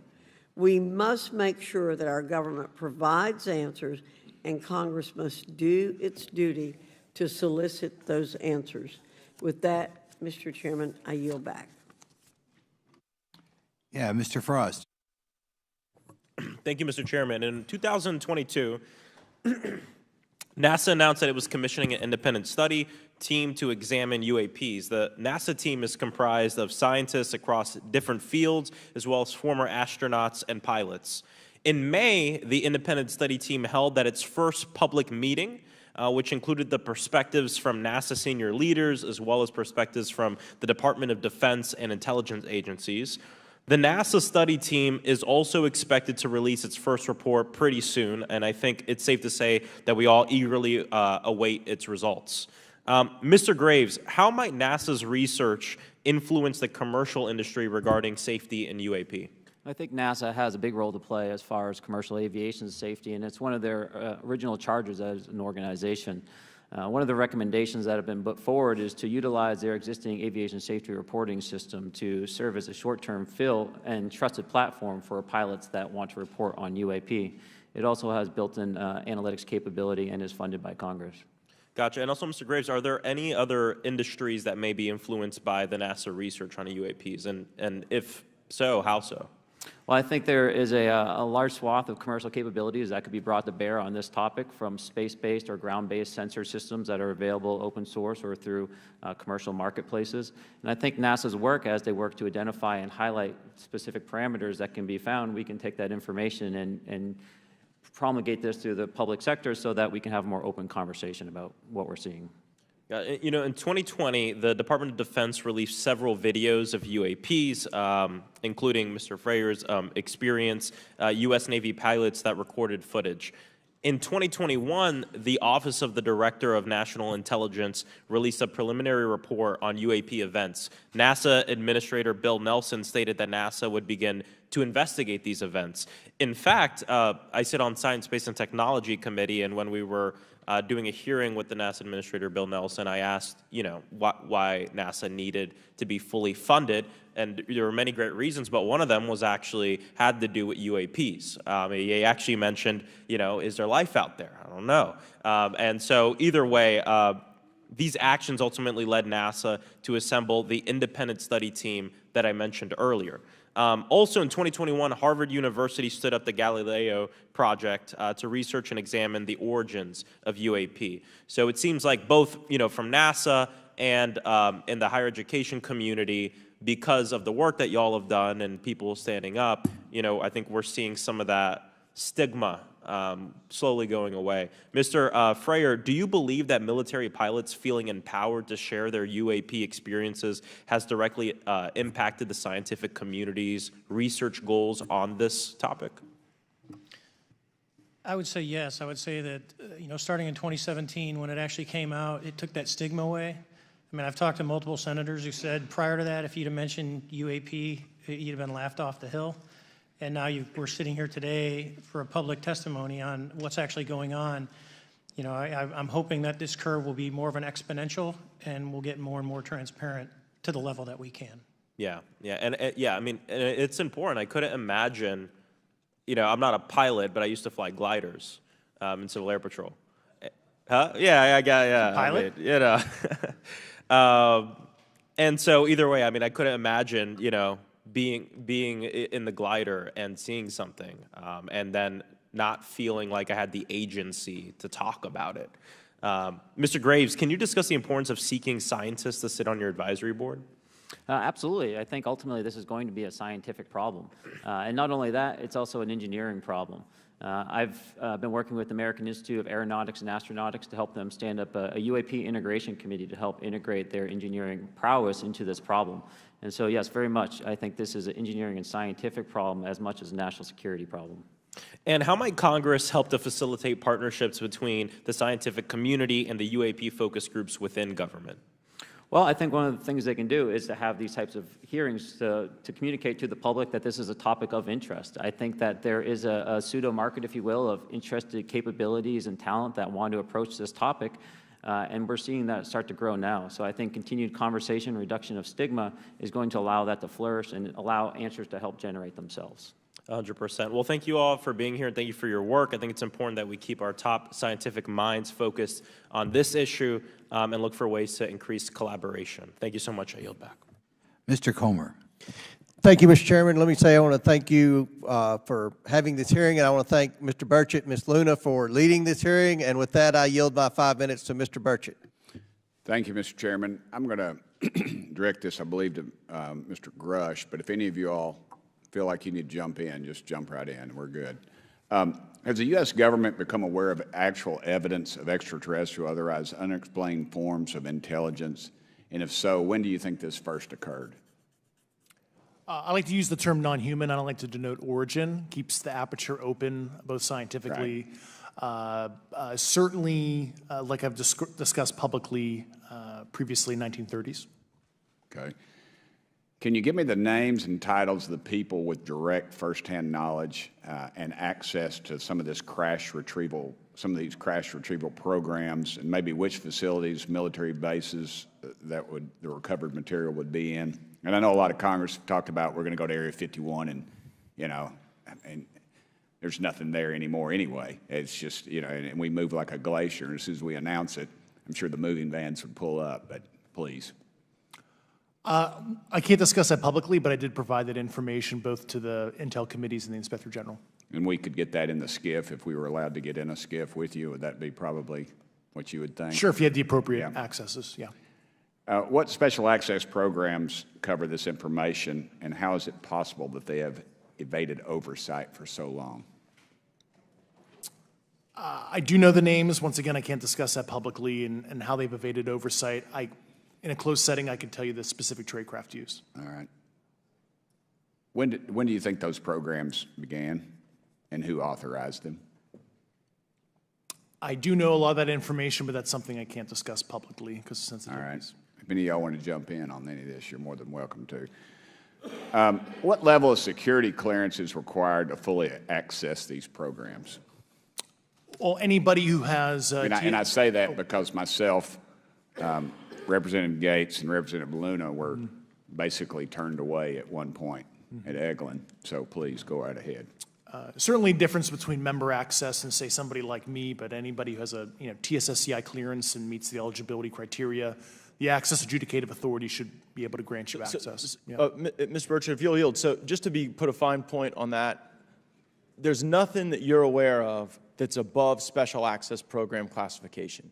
It's a misnomer that there's anything actually above top secret. Executive Order 13526 delineates the classification levels. Right, but I draw a point on that because we can have access to those programs, and so the notion that we're not being given that access sort of defies our typical muscle memory here in Congress. Thank you, Mr. Burchett. I'll yield back to you. Thank you, Mr. Gates. Along those lines, Title 10, you may not know this or not, but Title 10 and Title 50 authorization, they seem to say they're inefficient. So who gets to decide this, in your opinion, in the past? It's a group of career senior executive officials. Okay, are they government officials? Both in and out. Do what? Both in and out of government, and that's about as far as I can go there. Yeah. All right, well, that leads to my next question. Which private corporations are directly involved in this program? How much taxpayer money has been invested in these programs, to your knowledge? I mean, we know we audit the Pentagon every year, and I've been here 5 years, and they failed the dadgum thing every year. They lose over $1 billion a year, we think, and I've told the Department of Defense maybe 60% of their assets are unaccounted for, whatever the heck that means. In the public sector, you go to jail for that kind of crap. So tell me. Yeah, I know when I'm $1 off of my DTS travel voucher, I get hammered, but it seems like it doesn't work the other way, If you sell over $600 worth of stuff on eBay, now you get a call from the IRS. So please, what corporations? Yeah, I don't know the specific metrics towards the end of your question. The specific corporations I did provide to the committees in specific divisions, and I spent 11 and a half hours with both Intel committees. So. Okay, has there been an active U.S. government disinformation campaign to deny the existence of unidentified aerial phenomena? And if so, why? I can't go beyond what I've already espoused publicly about that.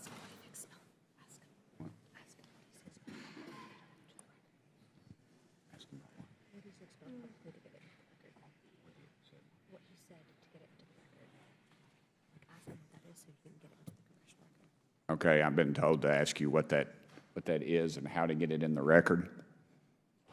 What have you stated publicly in your interviews for the congressional record? If you reference my News Nation interview and I talk about a multi-decade, campaign to disenfranchise public interest, basically. Chairman, I've gone. Yeah. Thank you. I apologize, Mr. Chairman. I yield back negative 21 seconds. Thank you. Ms. Ocasio-Cortez. Thank you, Mr. Chairman, and thank you to our witnesses for coming here today. I do concur with the ranking member as well as several other members here on this committee that this is a committee for whistleblowers and for the protection of whistleblowers as well. So we understand what you're putting on the table here and what you're putting on the line here, and we thank you for that. Mr. Grusch, you sat on the Unidentified Anomalous Phenomenon Task Force created in the 2020 NDAA, correct? Yes. There have been some things that have been mentioned here during this hearing that I wanted to pick up on.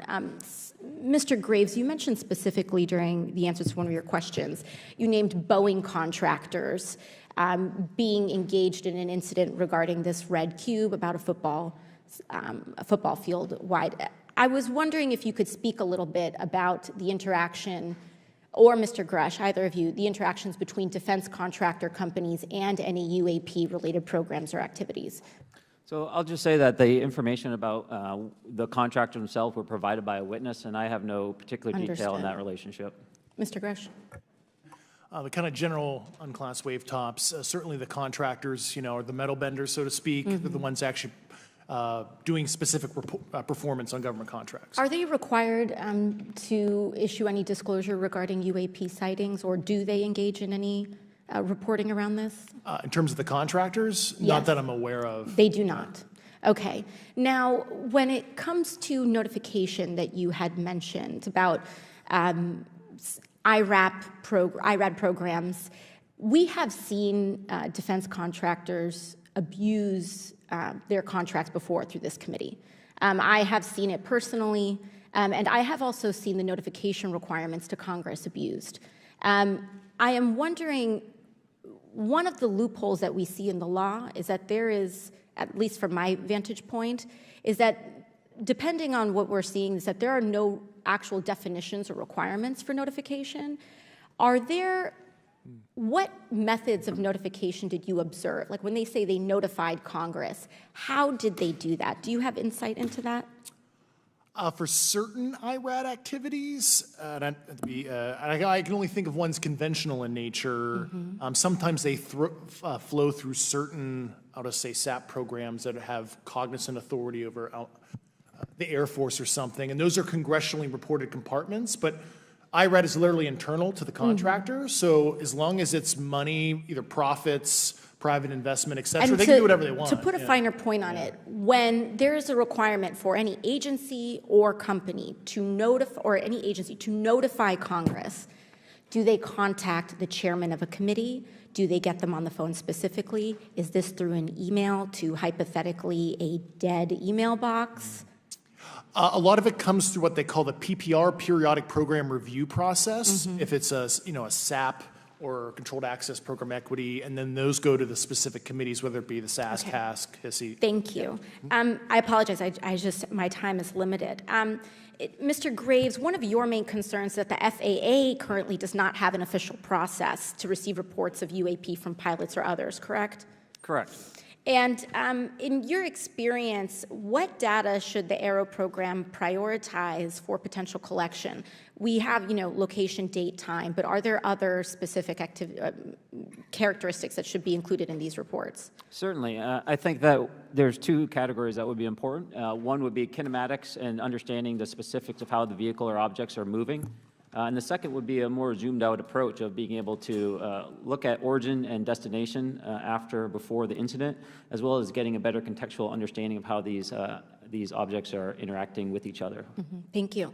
Now, because I only have a minute left, I apologize, we only have 5 minutes today, but for the record, if you were me, where would you look? Titles, programs, departments, regions, if you could just name anything. And I put that as an open question to the three of you. I'd be happy to give you that in a closed environment. I can tell you specifically. Thank you. Commander Fravor? And I would say, and I've told people that you have to know where to look. They're not going to divulge it to you because of the classification levels. But if you know where to look and who to talk to, which is exactly what Mr. Grusch can point you, then you have them. Okay. Mr. Graves? I was an operator, so I was depending on folks like Mr. Grusch to do that homework. Okay. Thank you very much. I yield back to the chair. Mr. Biggs? Thanks, Mr. Chairman. I thank the witnesses for being here today. I'm over here. Thank you so much for being here. I want to get into specifics here, and the reason I'm going to go this way is because you've talked a bit about what I would call misdirection by official U.S. government with regard to UAPs, right? And so I'm going to get to that in a second. But last week, White House NSC spokesman John Kirby stated that UAPs are having an impact on our training ranges and need to be treated as a legitimate issue. Do you concur with his statements? That's for each of you. Yes. Yes. Yes. Okay. Now, having said that, I'm going to take you to specific instances around the Phoenix Valley, because that's where I live. And in '97, we had the famous Phoenix Light case. I don't know if any of you are familiar with that. There were two things that went along with that, and the explanation was military training range off Luke and the Barry Goldwater range. Do you know anything different other than the official explanation of those lights? Only what's in the public vernacular about it. That was outside the scope of my duties. And if we wanted to, just my question along with my colleague from New York, Ms. Ocasio-Cortez, if we wanted to find out more about that, where would we go to find the files, and who would we address And are you going to tell me we need to go to a SCIF so you can tell us in a SCIF? I could potentially give you a vector on that. That specific case, I'm familiar with it in terms of public, but I give you a vector in a closed environment, yeah. That would be good, thank you. So if it's true that UAPs are having an impact on training ranges, and this administration considers it to be a legitimate issue, what steps can Congress take to address training range impacts? And I say that having two very large training ranges in my state.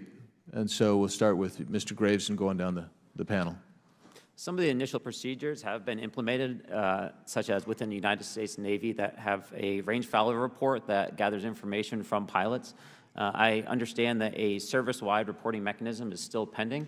However, that would be a great next step, not only for gathering information, but for showing the troops that it is an acceptable topic and reducing the stigma.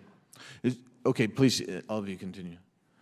Yeah, as a recipient of a lot of those training range reports, sometimes we only get contextual kind of oral reporting. It'd be nice if they attached all sensor data and there's a system in place that can handle multiple classifications of data. And that's an issue with the F-35, right? That jet was never built to be an ISR platform. And it's a pain in the, we'll just say butt, to get that data off, so, yeah. Great, thank you. Yeah, I would agree with the previous two. Being a user of those training ranges, that the data has to be out there. You have to acknowledge that you're seeing them, and then you have to collect the data. Right now, you get the report, someone says, I saw something, but no one collects the radar data to back it up and do research. Okay. Do you believe that the 2019 classification guidelines for UAPs interferes with the federal government's ability to be transparent with the American people?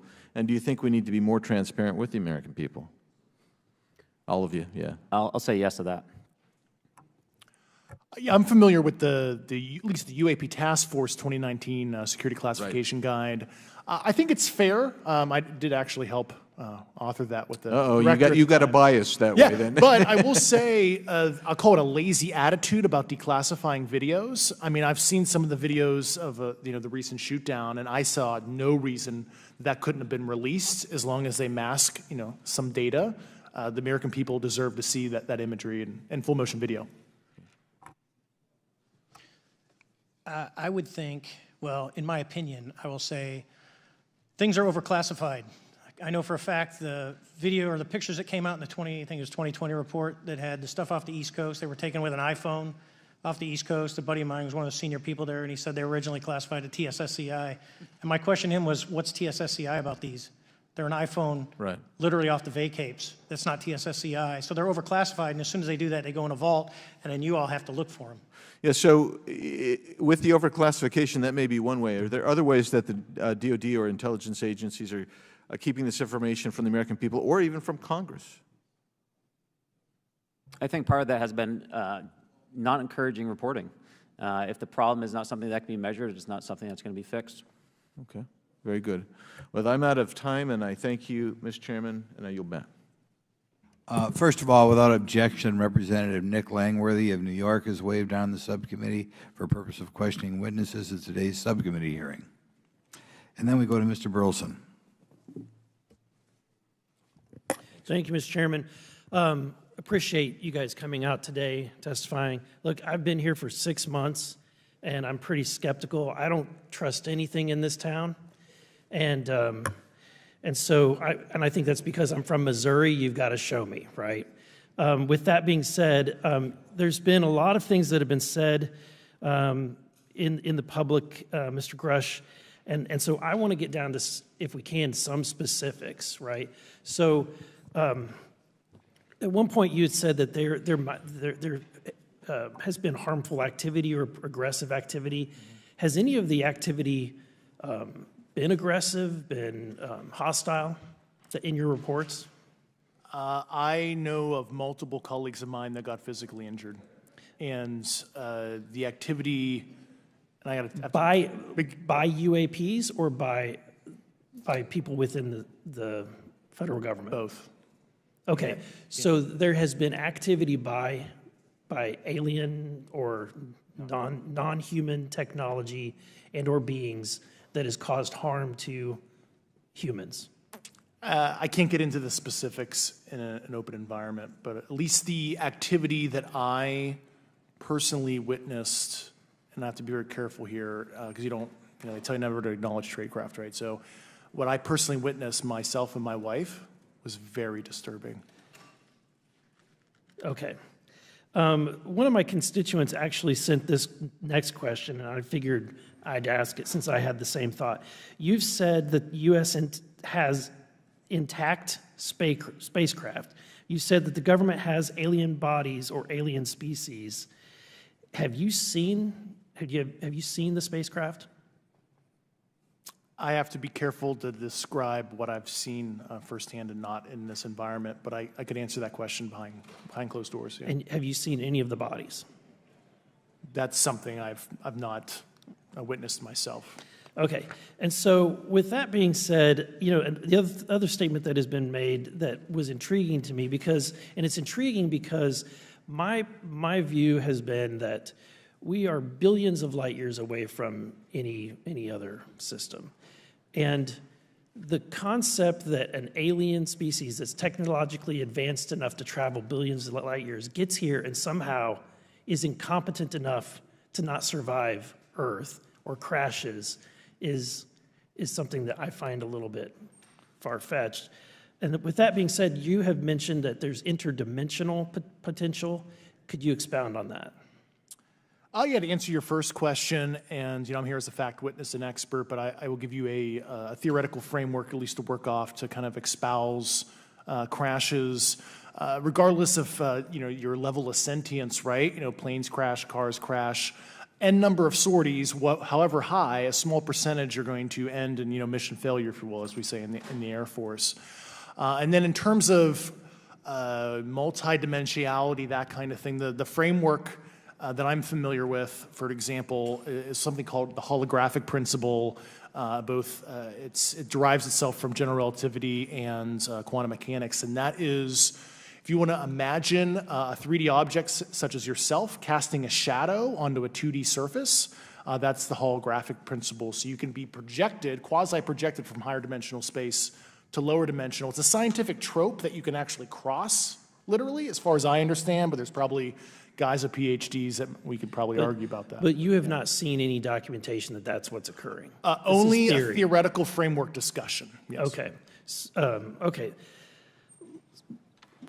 Occam's razor is that these aircraft, have they been identified that they are being produced by domestic, military and contractors?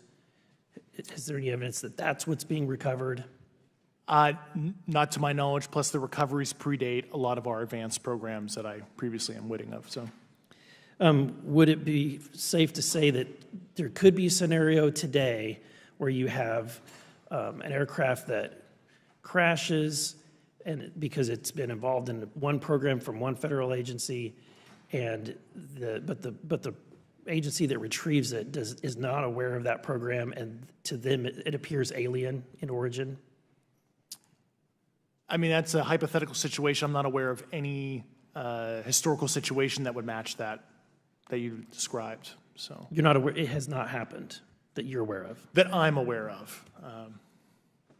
Thank you, Mr. Chairman. I yield back.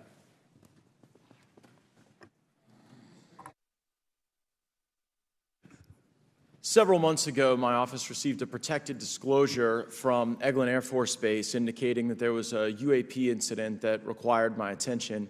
I sought a briefing regarding that episode and brought with me Congressman Burchett and Congresswoman Luna. We asked to see any of the evidence that had been taken by flight crew in this endeavor and to observe any radar signature as well as to meet with the flight crew. We were not afforded access to all of the flight crew. And initially, we were not afforded access to images and to radar. Thereafter, we had a bit of a discussion about how authorities flow in the United States of America, and we did see the image. And we did meet with one member of the flight crew who took the image. The image was of something that I am not able to attach to any human capability, either from the United States or from any of our adversaries. And I'm somewhat informed on the matter, having served on the Armed Services Committee for 7 years, having served on the committee that oversees DARPA and advanced technologies for several years. when we spoke with the flight crew, and when he showed us the photo that he'd taken, I asked why the video wasn't engaged, why we didn't have a FLIR system that worked. Here's what he said.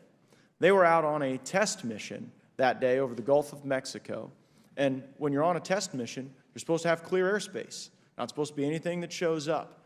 And they saw a sequence of 4 craft in a clear diamond formation for which there is a radar sequence that I alone have observed in the United States Congress. One of the pilots goes to check out that diamond formation and sees a large floating, what I can only describe as an orb, again, like I said, not of any human capability that I'm aware of. And when he approached, he said that his radar went down, he said that his FLIR system malfunctioned, and that he had to manually take this image from one of the lenses, and it was not automated in collection, as you would typically see in a test mission. So I guess I'll start with Commander Fravor.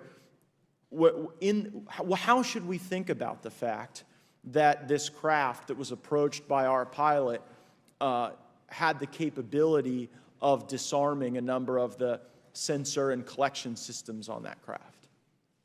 Well, I think this goes to that national security side, and you can go back through history of things showing up at certain areas and disabling our capabilities, which is disheartening. And for us, I mean, like I said, it completely disabled the radar on the aircraft when it tried to do it, and the only way we could see it is passively, which is how he got that image. So I think that's a concern on what are these doing, not only how do they operate, but their capabilities inside to do things like this. And how should we think about 4 craft moving in a very clear formation, equidistant from one another, in a diamond? In all of the phenomenon, perhaps, Mr. Grave, that you've analyzed, have we ever seen multiple craft in a single formation? I have one particular case, and that was during the gimbal incident. The recording on the AT FLIR system shows a single object that rotates. You hear the pilots refer to a fleet of objects that is not visible on the FLIR system, and that was something that I witnessed during the debrief as part of the radar data on the situational awareness page. I would like to add, however, Congressman, there's a small bit of anger, I would say, I would feel that those pilots are still facing that difficulty in reporting this topic, and they don't have the tools to be able to mitigate this issue. It just goes to show how serious this is and why this is such an important issue for our pilots and for our nation. It was stated explicitly to me by these test pilots that if you have a UAP experience, the best thing you can do for your career is forget it and not tell anyone. Because any type of reporting, either above the surface or below the surface, does have a perceived consequence to these people, and that is a culture we must change if we want to get to the truth. Mr. Chairman, I would observe that perhaps as we move forward from this hearing, there are some obvious next steps. Every person watching this knows that we need to meet with Mr. Grusch in a secure, compartmentalized facility so that we can get fulsome answers that do not put him in jeopardy and that give us the information we need. Second, I would suggest that the radar images that were collected of this formation of craft out of Eglin Air Force Base, and specifically the actual image taken by the actual flight crew that we can actually validate, be provided to the committee, subpoenaed if necessary, so that we're able to track how to get this type of reporting and analysis done in a more fulsome way. That would be my recommendation, humbly, as a guest here of the fine Oversight Committee. I yield back. Ms. Mays. Thank you, Mr. Chairman, and good morning to our witnesses who are testifying today. I want to thank each of you for being here to discuss a topic of grave importance to our national security. Earlier this year, a Chinese spy balloon was shot down off the coast of my home state of South Carolina.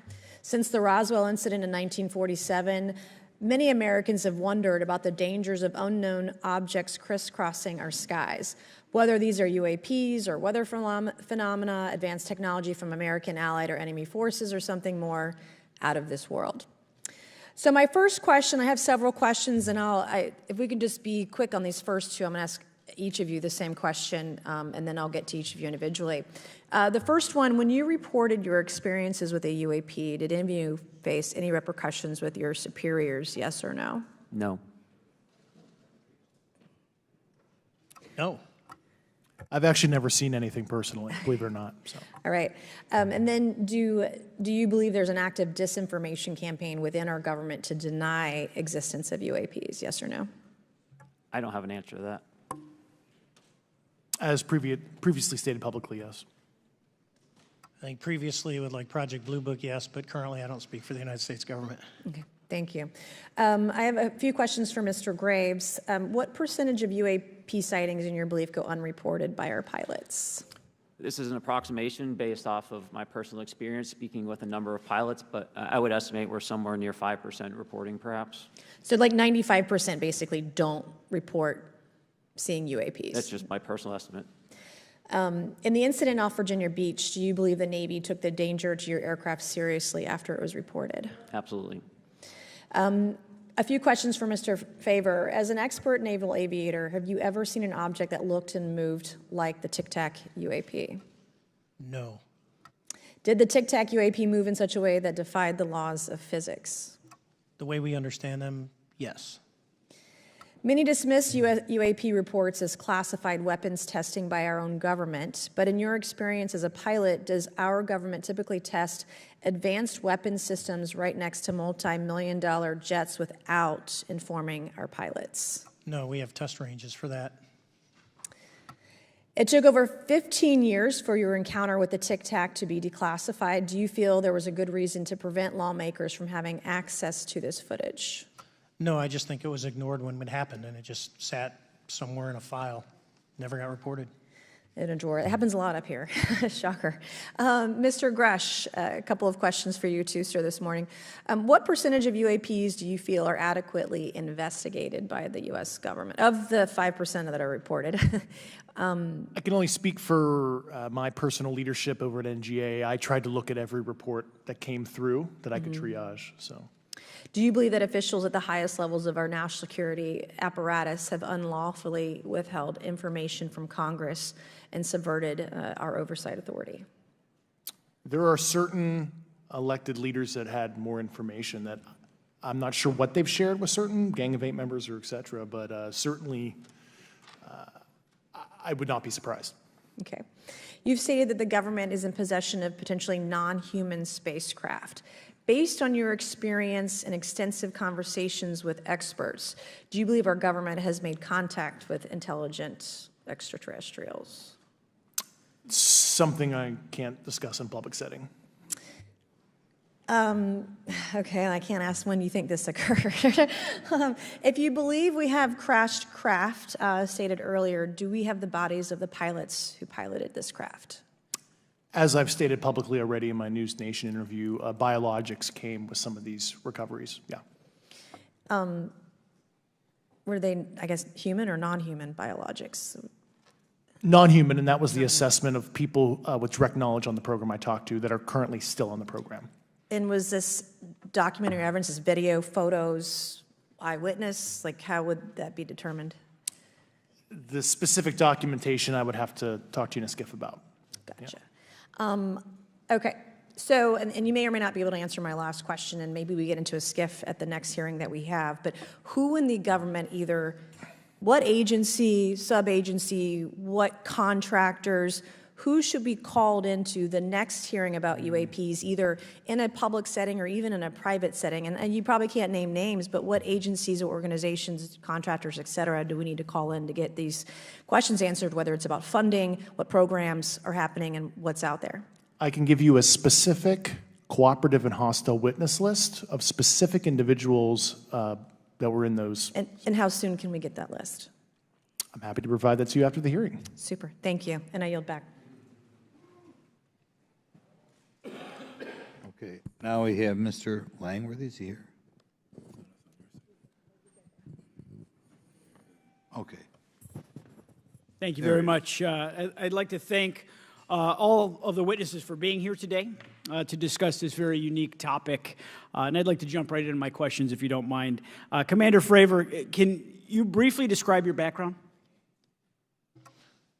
Yeah, I was an enlisted Marine, Naval Academy graduate, Navy, flew for 18 years, got a master's from University of Houston, and I've worked in the private sector for the last, what now, 16 years, 17 years.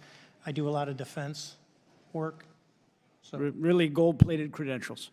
Commander Fravor, we have all seen the floating Tic Tac video that you engaged with on November 14th, 2004. Can you briefly talk about why you were off the coast of San Diego that day? yeah, we were at a workup with all the battle groups. So we integrate the ships with the carrier, the air wing with the carrier, and we start working. So we were doing an air-to-air defense to hone not only our skills, but those of the USS Princeton when they had been tracking them for 2 weeks. The problem was that there was never manned aircraft airborne when they were tracking them, and this was the first day, and unfortunately, we were the ones airborne and went and saw it. Do you remember the weather that day? Was it cloudy or windy or anything out of the ordinary on the Pacific coast? It was actually, if you're familiar with San Diego, it was a perfect day, light winds, no whitecaps, clear skies, not a cloud. It was, for flying, it was the best. Now, is it true that you saw, in your words, a 40-foot flying Tic Tac shaped object? That's correct. Or for some people that can't know what a Tic Tac is, it's a giant flying propane tank. Fair enough. Did this object come up on radar or interfere with your radar or the USS Princeton? The Princeton tracked it, the Nimitz tracked it, the E-2 tracked it. We never saw it on our radars. Our fire control radars never picked it up. The other airplane that took the video did get it on a radar. As soon as it tried to lock it, it jammed the radar, spit the lock, and he rapidly switched over to the targeting pod, which you can do in the F-18.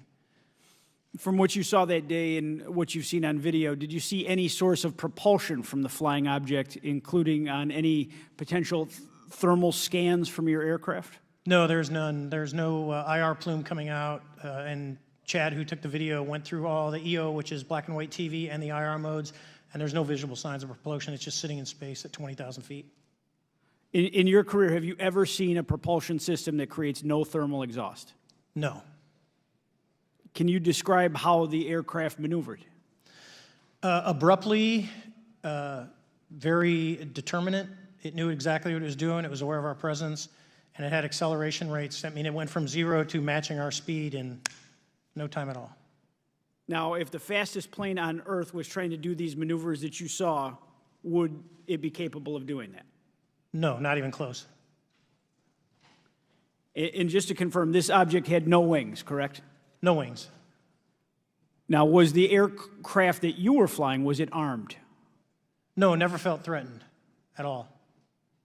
If the aircraft was armed, do you believe that your aircraft or any aircraft in possession of the United States could have shot the Tic Tac down? I'd say no. Just on the performance, it would have just left in a split second. It looks like that we have a problem here that needs further investigation. Yes. In your belief, is this flying Tic Tac, I mean, is it capable of being the product of any other nation on the Earth? No, like I said earlier, I think it defies current material science and the ability to develop that much propulsion. And I know there's been some physicists that have done calculations, which is beyond anything that we have. Well, either the United States has an adversary here in this world that we don't know, or we really have some serious investigations to do. I really appreciate you being here. Is there anything else about the November 14th, 2004 incident that you think is important for this committee to know that you haven't been asked here today? No, it's been said it's probably the most credible UFO sighting in history based on all the sensors that were tracking it, and then for us to get visual and to go against the naysayers that it's something on the screen or whatever. I mean, there's 4 sets of human eyeballs. We're all very credible. Of the 6 of us that were involved in the thing, including the video, every one of us is going to do 20-plus years in the military in very responsible positions. So I'd say the world needs to know that. It's not a joke. Well, thank you very much for your testimony here today for all of you, and I yield back, Mr. Chairman. Mr. Douglas. Thank you, Mr. Chairman, and thank you all for being here and the courage it took to come forward and again, the sacrifice that each of you have made. I serve on the National Security Subcommittee for the Financial Services Committee, so I really want to stay in the national security lane, if I may. So when we think about traditional adversaries and both us towards them and them towards us, we probe their capabilities. We look for weaknesses, and we collect that data, that reconnaissance in the event we need it in the future. for each of you, yes or no question. Based off of your own experience or the data that you've been privy to, is there any indication that these UAPs could be essentially collecting reconnaissance information? Mr. Graves? Yes. Mr. Grusch? Fair assessment, yeah. Mr. Fravor? Very possible. Again, in the national security vein, is it possible that these UAPs would be probing our capabilities? Yes or no, Mr. Graves? Yes. Grusch? Yes. Fravor? Definitely. Is it possible that these UAPs are testing for vulnerabilities in our current systems? Yes. Yes. Possible. Do you feel, based off of your experience and the information that you've been privy to, that these UAPs provide an existential threat to the national security of the United States? Mr. Graves? Potentially. Yes, sir, potentially. Same answer, potentially. Yeah, I'd say Fravor? definitely, potentially. Mr. Graves and Fravor, in the event that your encounters had become hostile, would you have had the capability to defend yourself, your crew, your aircraft? Absolutely not. Sir? No. Is based off of the information that you've been privy to, is there any indication that these UAPs are interested in our nuclear technology and capabilities? Yes. By external observation, sure, that could be a fair assessment, yeah. Yes. Is there any indication that the Department of Energy is involved in UAP data collection and housing? I don't have an answer. I can't confirm or deny that in a public setting. And could you do it in a secure setting? Yes. Mr. Fravor? No, I don't know. Mr. Chairman, I think I'm the last member to go, but there clearly is a threat to the national security of the United States of America. As members of Congress, we have a responsibility to maintain oversight and be aware of these activities so that, if appropriate, we take action. I would encourage the chairman to demand that we have any and all, but in particular Mr. Grusch, talk to us in a skiff. And if that access is denied, I will personally volunteer to initiate the Holman Rule against any personnel or any program or any agency that denies access to Congress. Mr. Chairman, with that, I will yield the remainder of my time to my fellow colleague from Tennessee, Mr. Burchett. Thank you, Mr. Chairman. Thank you, Mr. Ogles, for the great questions, brother. Mr. Grusch, I might have asked this before, but I want to make sure. Do you have any personal knowledge of someone who's possibly been injured working on legacy UAP reverse engineering? Yes. Okay. How were they injured? Is it something like a radioactive type situation or something we didn't understand? I've heard people talk about Havana syndrome type incidences. What was your recollection of that? I can't get into specifics, but you could imagine assessing an unknown unknown. There's a lot of potentialities you can't fully prepare for. How do you think we ought to handle UAP whistleblower complaints like yours in the future? Yeah, there was some issue with mine. So, PPD-19 process, it goes to the intel committees, either through PPD-19 or ICD-120. There's not a good way for the Intelligence Community Inspector General to provide that to other committees. And I asked my information to be sent to the House and Senate Armed Services Committee because there are Title X equities at play, but there was no smooth process to do so. Yeah. It's a trash can. Are you aware of any individuals that are participating in reverse engineering programs for non-terrestrial craft? Personally, yes. Do you know any that would be willing to testify if there were protections for them? Certainly closed door and assurances that breaking their NDA, they're not going to get administratively punished for so. Yeah. I yield, Mr. Chairman. Thank you. We're going to do something a little bit out of the ordinary here. We're going to give 3 people a chance at an additional 3 minutes. So, Mr. Burchett, do you want to keep going? Why don't you come back to me, Mr. Chairman? Ms. Luna, is she on that list? Sure. Chairman, I'd like to submit for the record an article by News Nation, and it follows Mr. Grusch's full interview for the record. Without objection. Thank you. Mr. Grusch, why is it that you refer to the phenomenon as non-human intelligence? Why deviate from the basis of extraterrestrial life? I think the phenomenon is very complex, and I like to leave an open mind analytically to specific origin. When you say specific origin, are you referring, can you elaborate on that for those that might not? If it's a traditional extraterrestrial origin or something else that we don't quite understand from either a biological or astrophysics perspective, yeah, I just like to keep an open mind on what it could be, yeah. Okay, and referring to your News Nation interview, you had referenced specific treaties between governments. Article 3 of the Nuclear Arms Treaty with Russia identifies UAPs. It specifically mentions them. To your knowledge, are there safety measures in place with foreign governments or other superpowers to avoid an escalatory situation in the event that a UAP malevolent event occurs? Yeah, you're referring to actual a public treaty in the UN Register. It's funny you mentioned that. Yeah, the Agreement on Measures to Reduce the Risk of Outbreak of Nuclear War, signed in 1971. Unclassified treaty, publicly available.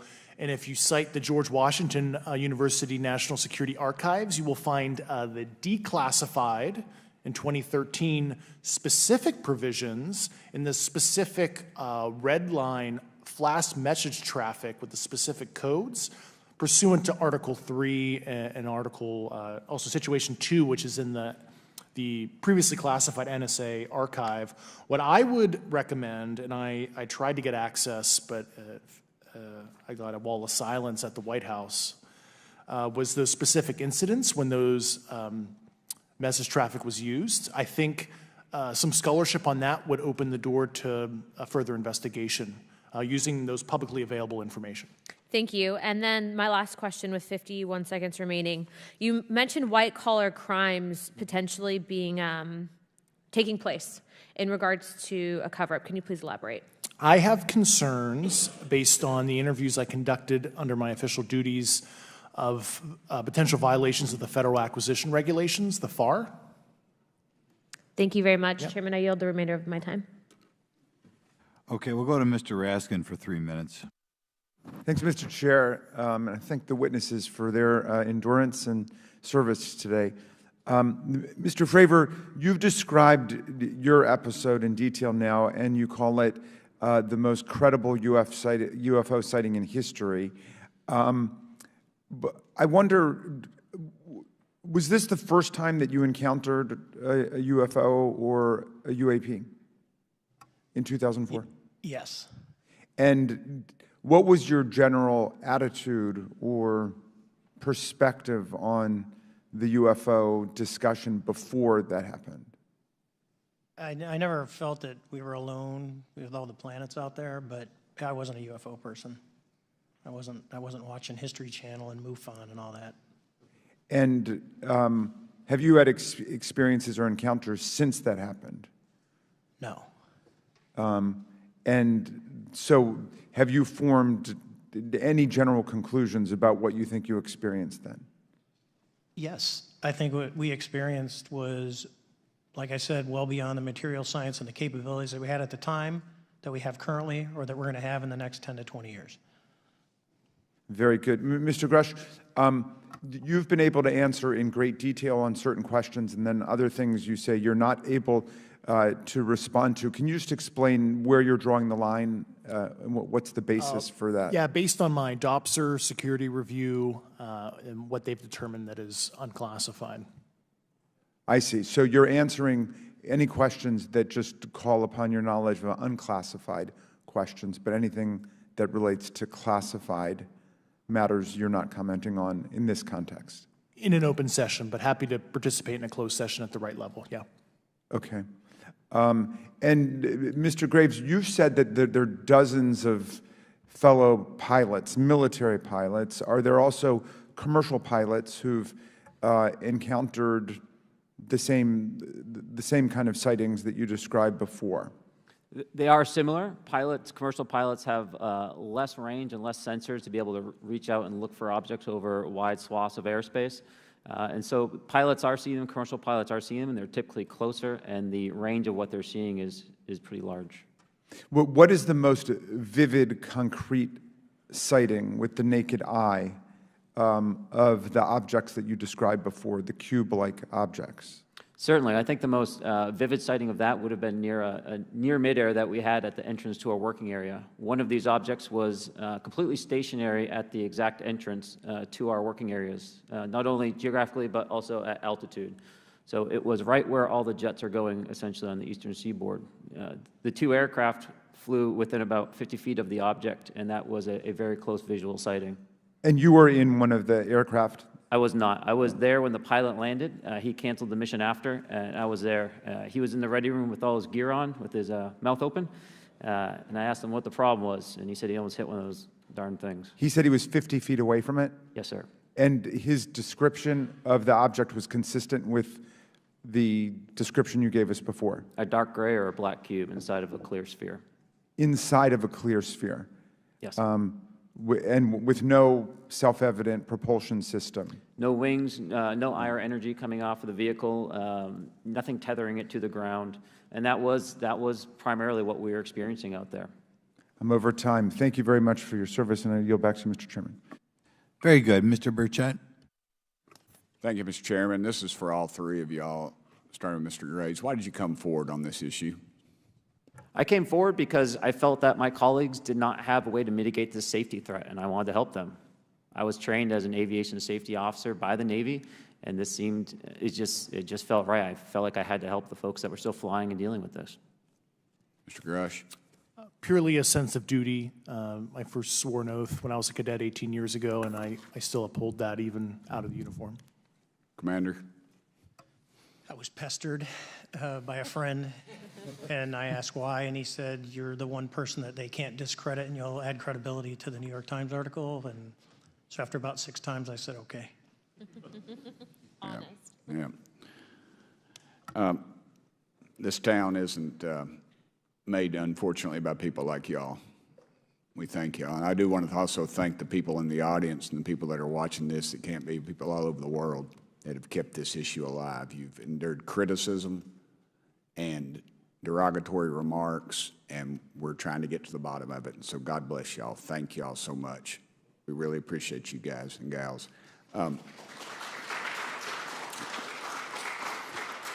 That's why we need term limits. Y'all keep clapping, us politicians just keep talking. So let me ask y'all, how can the public contribute to UAP reporting, and what avenues you think are available to the public to report these sightings? Well, right now, I don't think there is a lot of public options for every man to be able to report on this. I think even for professionals that have sensor data that are seeing these on a regular basis, they're still hesitant to come forward. And so for the general public, I think encouraging the conversations that we're having today, looking for technology solutions that can be distributed so that objective data can be gathered is the first place to go. Mr. Grusch? I'll just touch on the whistleblower side of it. I do encourage, current and former military, intelligence community, and industry contractors to come forward in a legal way, either through the IC or DoD or whatever the cognizant IGs are, to lead, join me in this discussion. Commander, and I guess I should say this for the record. My daddy was United States Marine Corps, 1st Marine Division, so. Hoorah. Yes, sir. He was old school, him and Chesty Puller on Peleliu, so thank you, wow. brother. Wow. Yes, sir.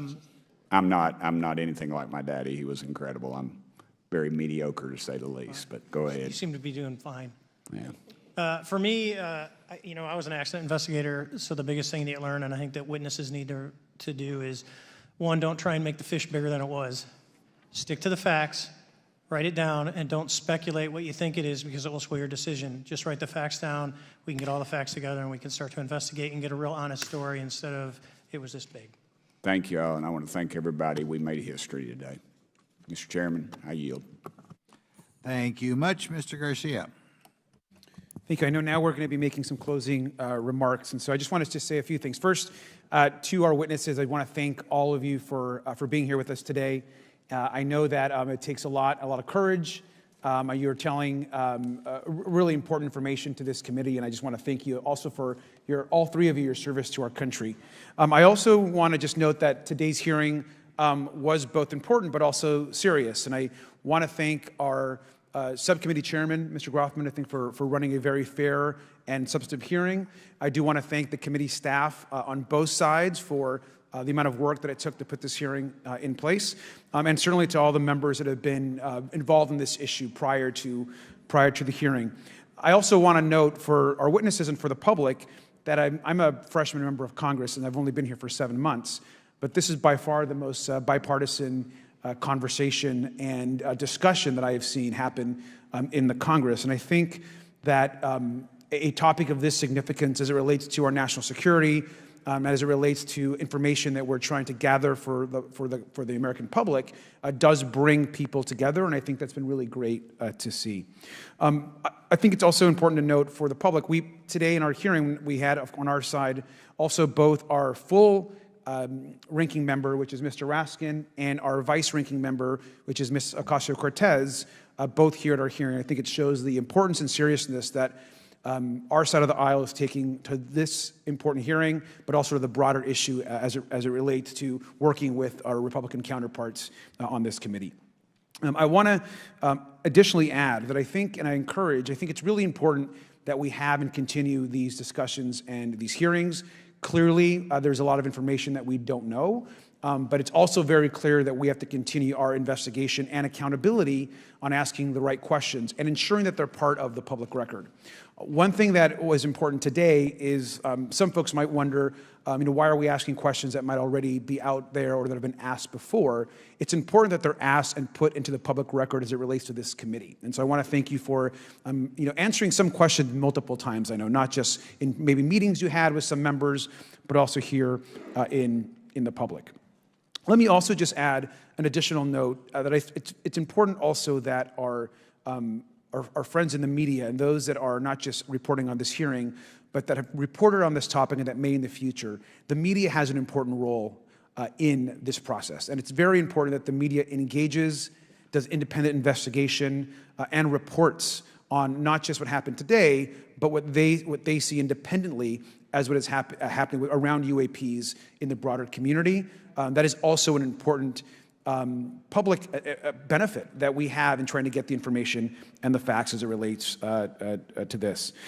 Let me also just say finally that as a teacher and an educator and a longtime teacher and researcher, that I also really believe in following facts, in doing your homework, and in making sure that you follow science as we try to get as most information as possible. And so I want to thank you all for agreeing to do that today. Transparency is a cornerstone of government. We live in a vast galaxy, a lot of unanswered questions, and thank you all for being here today. Mr. Chairman. Thank you. I'd like to one more time thank Mr. Burchett and Ms. Luna for bringing this to our attention. It's a topic that has interested me since I was in school. It was a very illuminating hearing. Obviously, I think several of us are going to look forward to getting some answers in a more confidential setting. I assume some legislation will come out of this. Sure. I apologize, Mr. Chairman. I need to compliment the folks in my office that did a lot of the work on this. Rachel and Noah sitting behind me here. They're very quiet and humble, but if without them, this thing would not have come off like it did, so I apologize. Thank you. I think we're going to want to look into what we can do to make more of this information public. I think there's certainly a time period after which it should always be made public, and people have been concerned about these issues, like I said, since I was in high school. But in any event, I'd like to thank everybody who was here, sticking through the entire hearing. Without objection, the members will have 5 legislative days to submit materials and to submit additional written questions for the witnesses, which will be forwarded to the witnesses for their response. If there's no further business, without objection, the subcommittee stands adjourned.